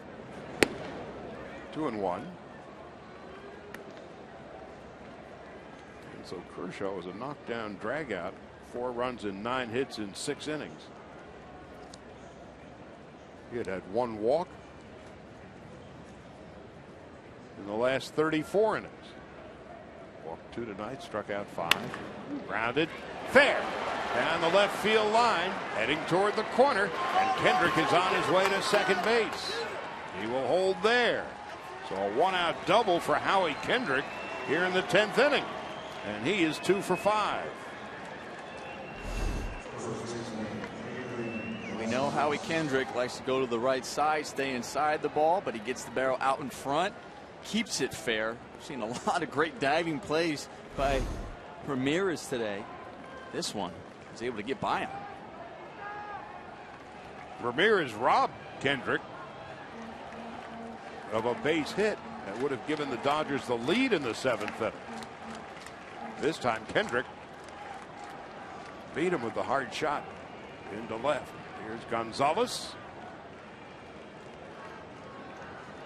A chance to give the Dodgers a lead. Breaking ball for a strike, and it's 0-1.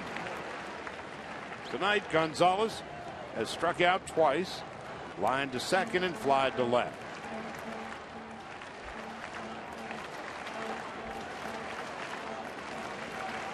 So Kendrick is the lead run at second. Starto faking the throw. Kung, the shortstop, trying to keep Kendrick as close as possible. Outfield straight away. The infield is pulled over. Fouled off to the left. And it's 0-2. Yesterday in Philadelphia, a 3-run shot for Adrian Gonzalez. It was his 22nd of the year. A 3-run blast. Dodgers trailed early. That home run got the Dodgers back in the saddle. They beat the Phillies 10-8 and take the series 2 out of 3.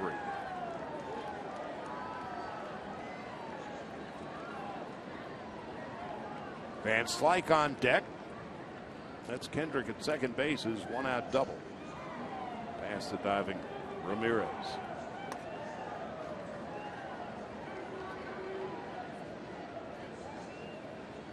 No balls and 2 strikes to Adrian Gonzalez.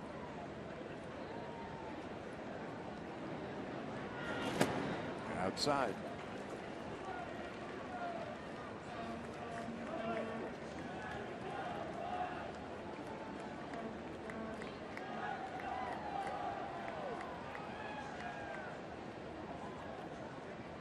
Dodgers have won 6 of 7. Pirates have won 8 of 12. Each team with 62 wins on the season. And the 1-2 is on the way. 2-2. Cervelli does a nice job. Talking about Grandal's had a lot in the dirt today and done a good job keeping him in front. Cervelli. It's a big pitch right there. That goes by, and Kendrick able to go to third base. He gets there with less than 2 outs. Changes the whole dynamic at bat for Adrian Gonzalez. Brings the infield in. Yeah. So instead, Cervelli and Stardo have a conversation. I think part of it is don't do that again, please. Mattingly and Rollins.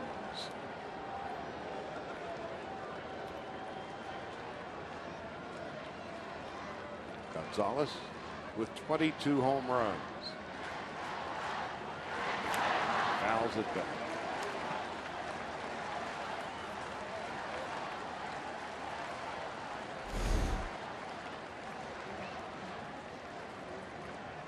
It's one of those borderline pitches. Don't know if it's going to be in the upper part of the strike zone, inner half, and he fights it off. Gonzalez, a 300 hitter this year with runners in scoring position. 293 overall, which is his career average. The 2-2. Down on strikes.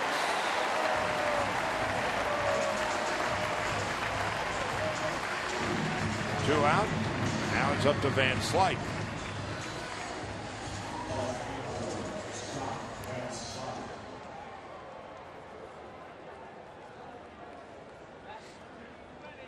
Van Slyke pinch hit for Ethier in the 8th inning against the lefty Watson and would work out a walk.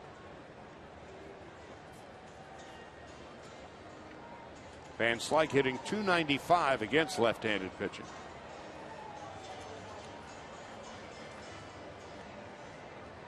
That's Puig. Grandal on deck, then Puig would follow should the inning extend out. High and away, 1 ball, no strikes.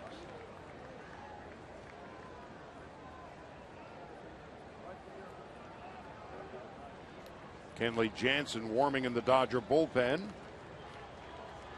Pirate bullpen is quiet. 1 ball and no strikes, 2 outs, 10th inning. Van Slyke takes up and in, 2-0.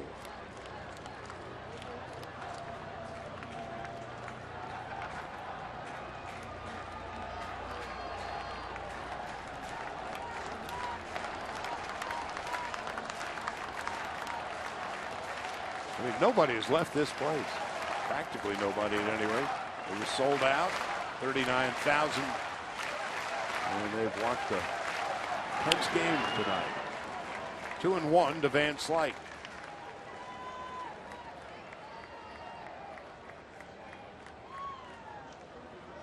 Pirates trail the Cardinals by 6. And the Cardinals are pounding the Brewers 6-0 in Milwaukee tonight.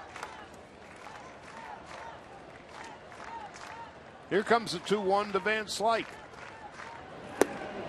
Outside and low, 3-1.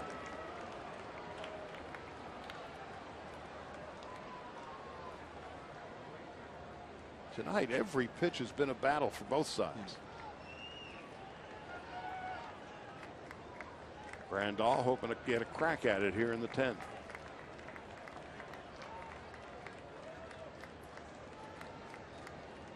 On 3-1 to Van Slyke. There's a strike, 3-2.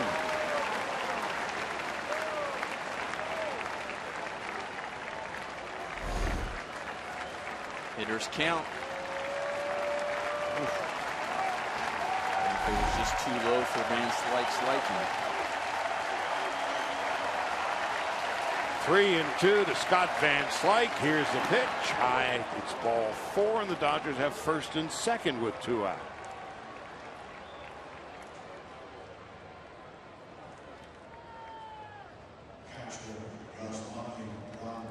Clint Hurdle in his 5th year as the Pirate manager. Grandal tonight 0 for 4. Struck out, popped out twice, and grounded into a double play. Got some Dodger fans here. Grandal, 15 home runs, 42 runs batted in. Takes a strike, and it's 0-1.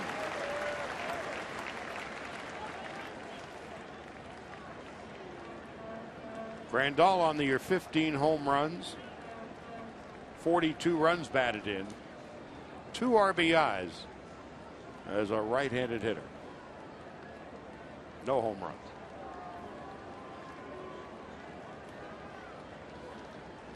Jimmy Rollins has had quite a night tonight.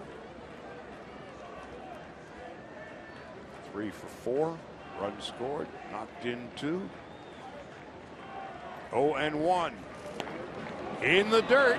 Now Kendrick will go to third, and sliding into second base is Van Slyke. 1 ball and 1 strike. He slid, but it wasn't very pretty by Van Slyke. I hope he's okay. It's like it looked like his body almost got stuck in the dirt. You look at Cervelli here, getting in front, trying to keep it as close as possible. It even bounces off the Osmani. How he gets a good jump, and Van Slyke very aware of who's in front of him, but look at Van Slyke back there, just kind of stuck. See Van Slyke as he goes. That was a belly walk. Yeah. So now 1-1 and 2 out, second and third. Well, going to need a little bleach tonight.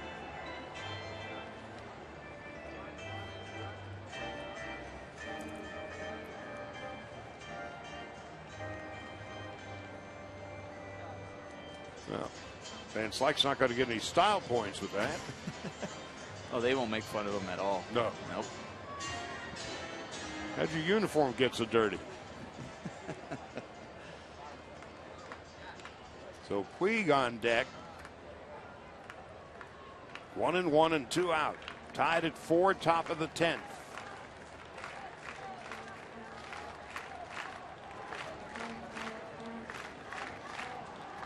Bastardo to Grandal. Fouled off to the right.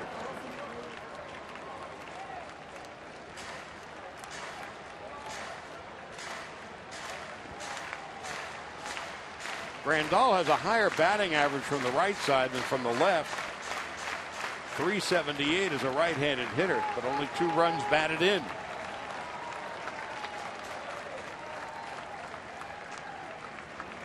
One and 2 from Antonio Bastardo to Yasmani Grandal. Down on strikes, and that'll end the inning.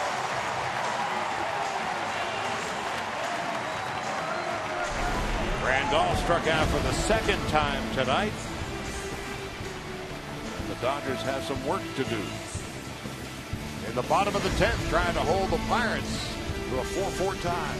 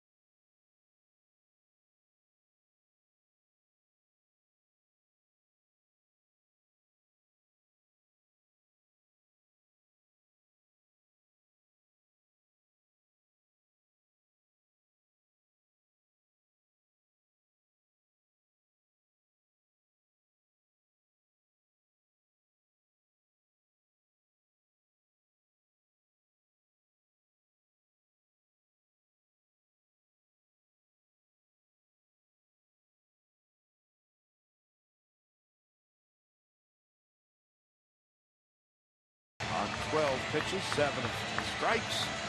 Will pitch a 2nd inning here in the 10th. We'll be facing Jung-Ho Kang, Francisco Cervelli, and Sean Rodriguez. For Kendrick, the 1-out double. A walk to Van Slyke, wild pitch. Dodgers had 2nd and 3rd, and Grandal would strike out to end the top half of the 10th inning. Dodgers 5-4 in extra innings this year. The Pirates are 6-7.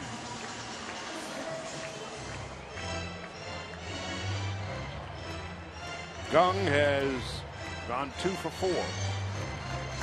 Pirates had the bases loaded, nobody out in the bottom of the 8th, but Avilan got out of the jam. And now his former Brave teammate begins the bottom half of the 10th inning. Johnson's 2nd inning. Missing outside and low to Jung-Ho Kang.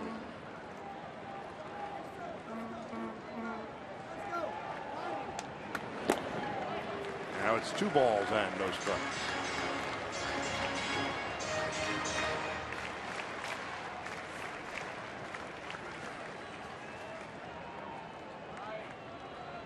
Kang has power, 8 home runs, 35 runs batted in. Now it's 3-0.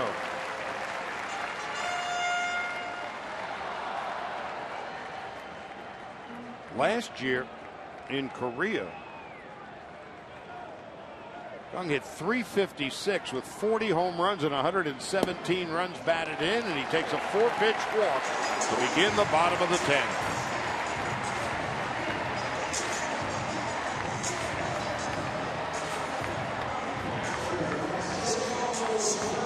Now Francisco Cervelli.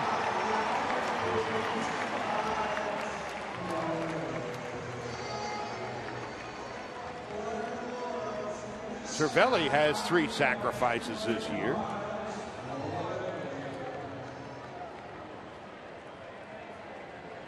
He pinch hit in the 8th and singled to left.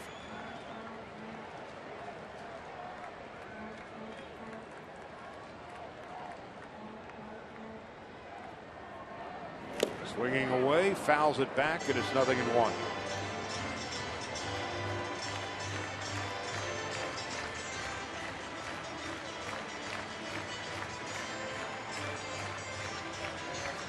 Sean Rodriguez is on deck. You think about sacrificing here or not? Now I do. Sometimes there are guys, when you're swinging well, you go, okay, I'll give you one pitch to swing away, and now try to get it down. Iaspo even with the bag at third. Cervelli past Iaspo into left. Well, the Pirates are in business now, first and second, and nobody out.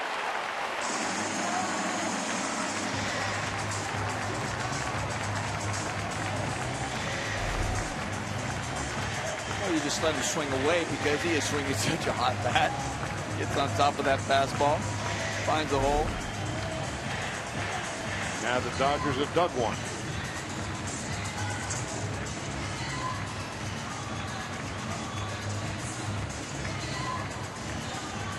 So there's a meeting on the mound. And it's over after the defensive assignments. He was doled out. J.P. Howell is warming up. Pedro Alvarez is on deck to pinch hit. And that is the reason why Howell is warming up.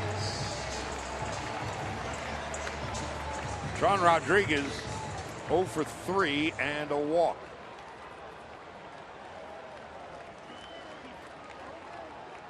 The Gung at second base is the winning run.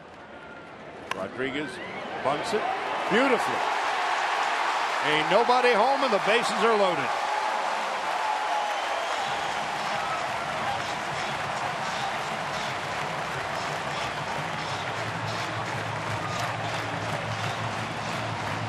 Well, this is a read by the third baseman.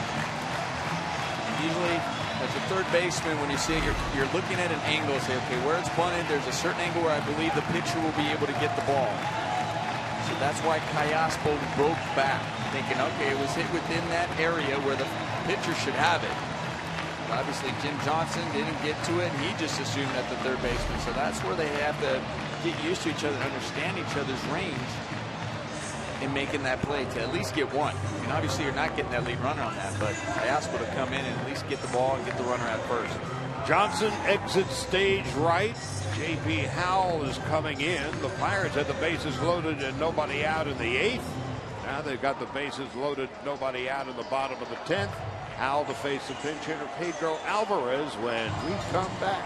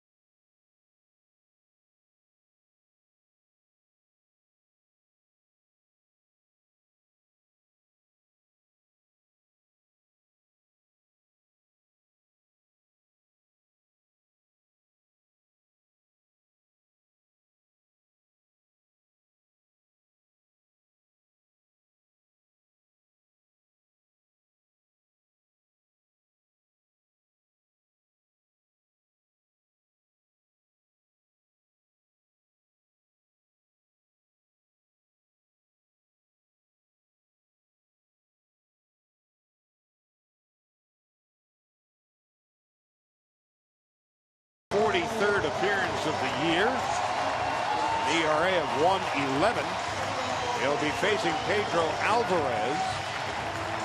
Alvarez, a .211 hitter against left-handed pitching. The winning run, Gung Ho Kang, is at third base. It began with a leadoff walk.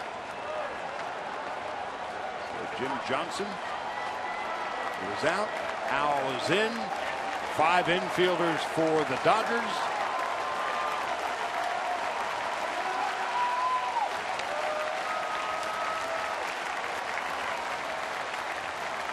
And Alvarez with everybody standing in the yard. Fouls it off and it's 0-1. On the right side of the infield, you've got Gonzalez at first, Kendrick at second, and then Rollins. On the left side of the infield, you've got Van Slyke and Callaspo. And 2 outfielders, Peterson and Puig, and nobody in right.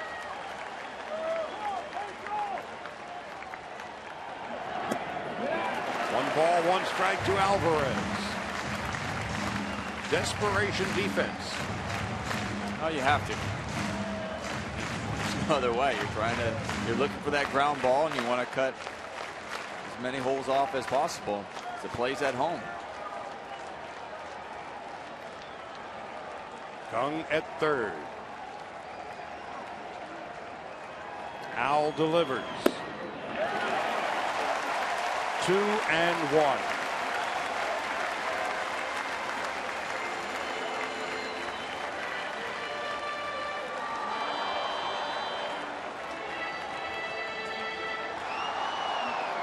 Talk about backs against the collective ropes. 2-1 to Alvarez. Al delivers. 2-2.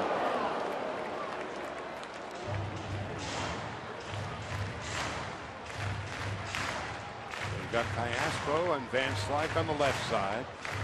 Rollins, Kendrick, and Gonzalez on the right. Giant vacancy in right field with Peterson and Puig. Puig playing in center at the moment. On 2-2. Here's your ball game.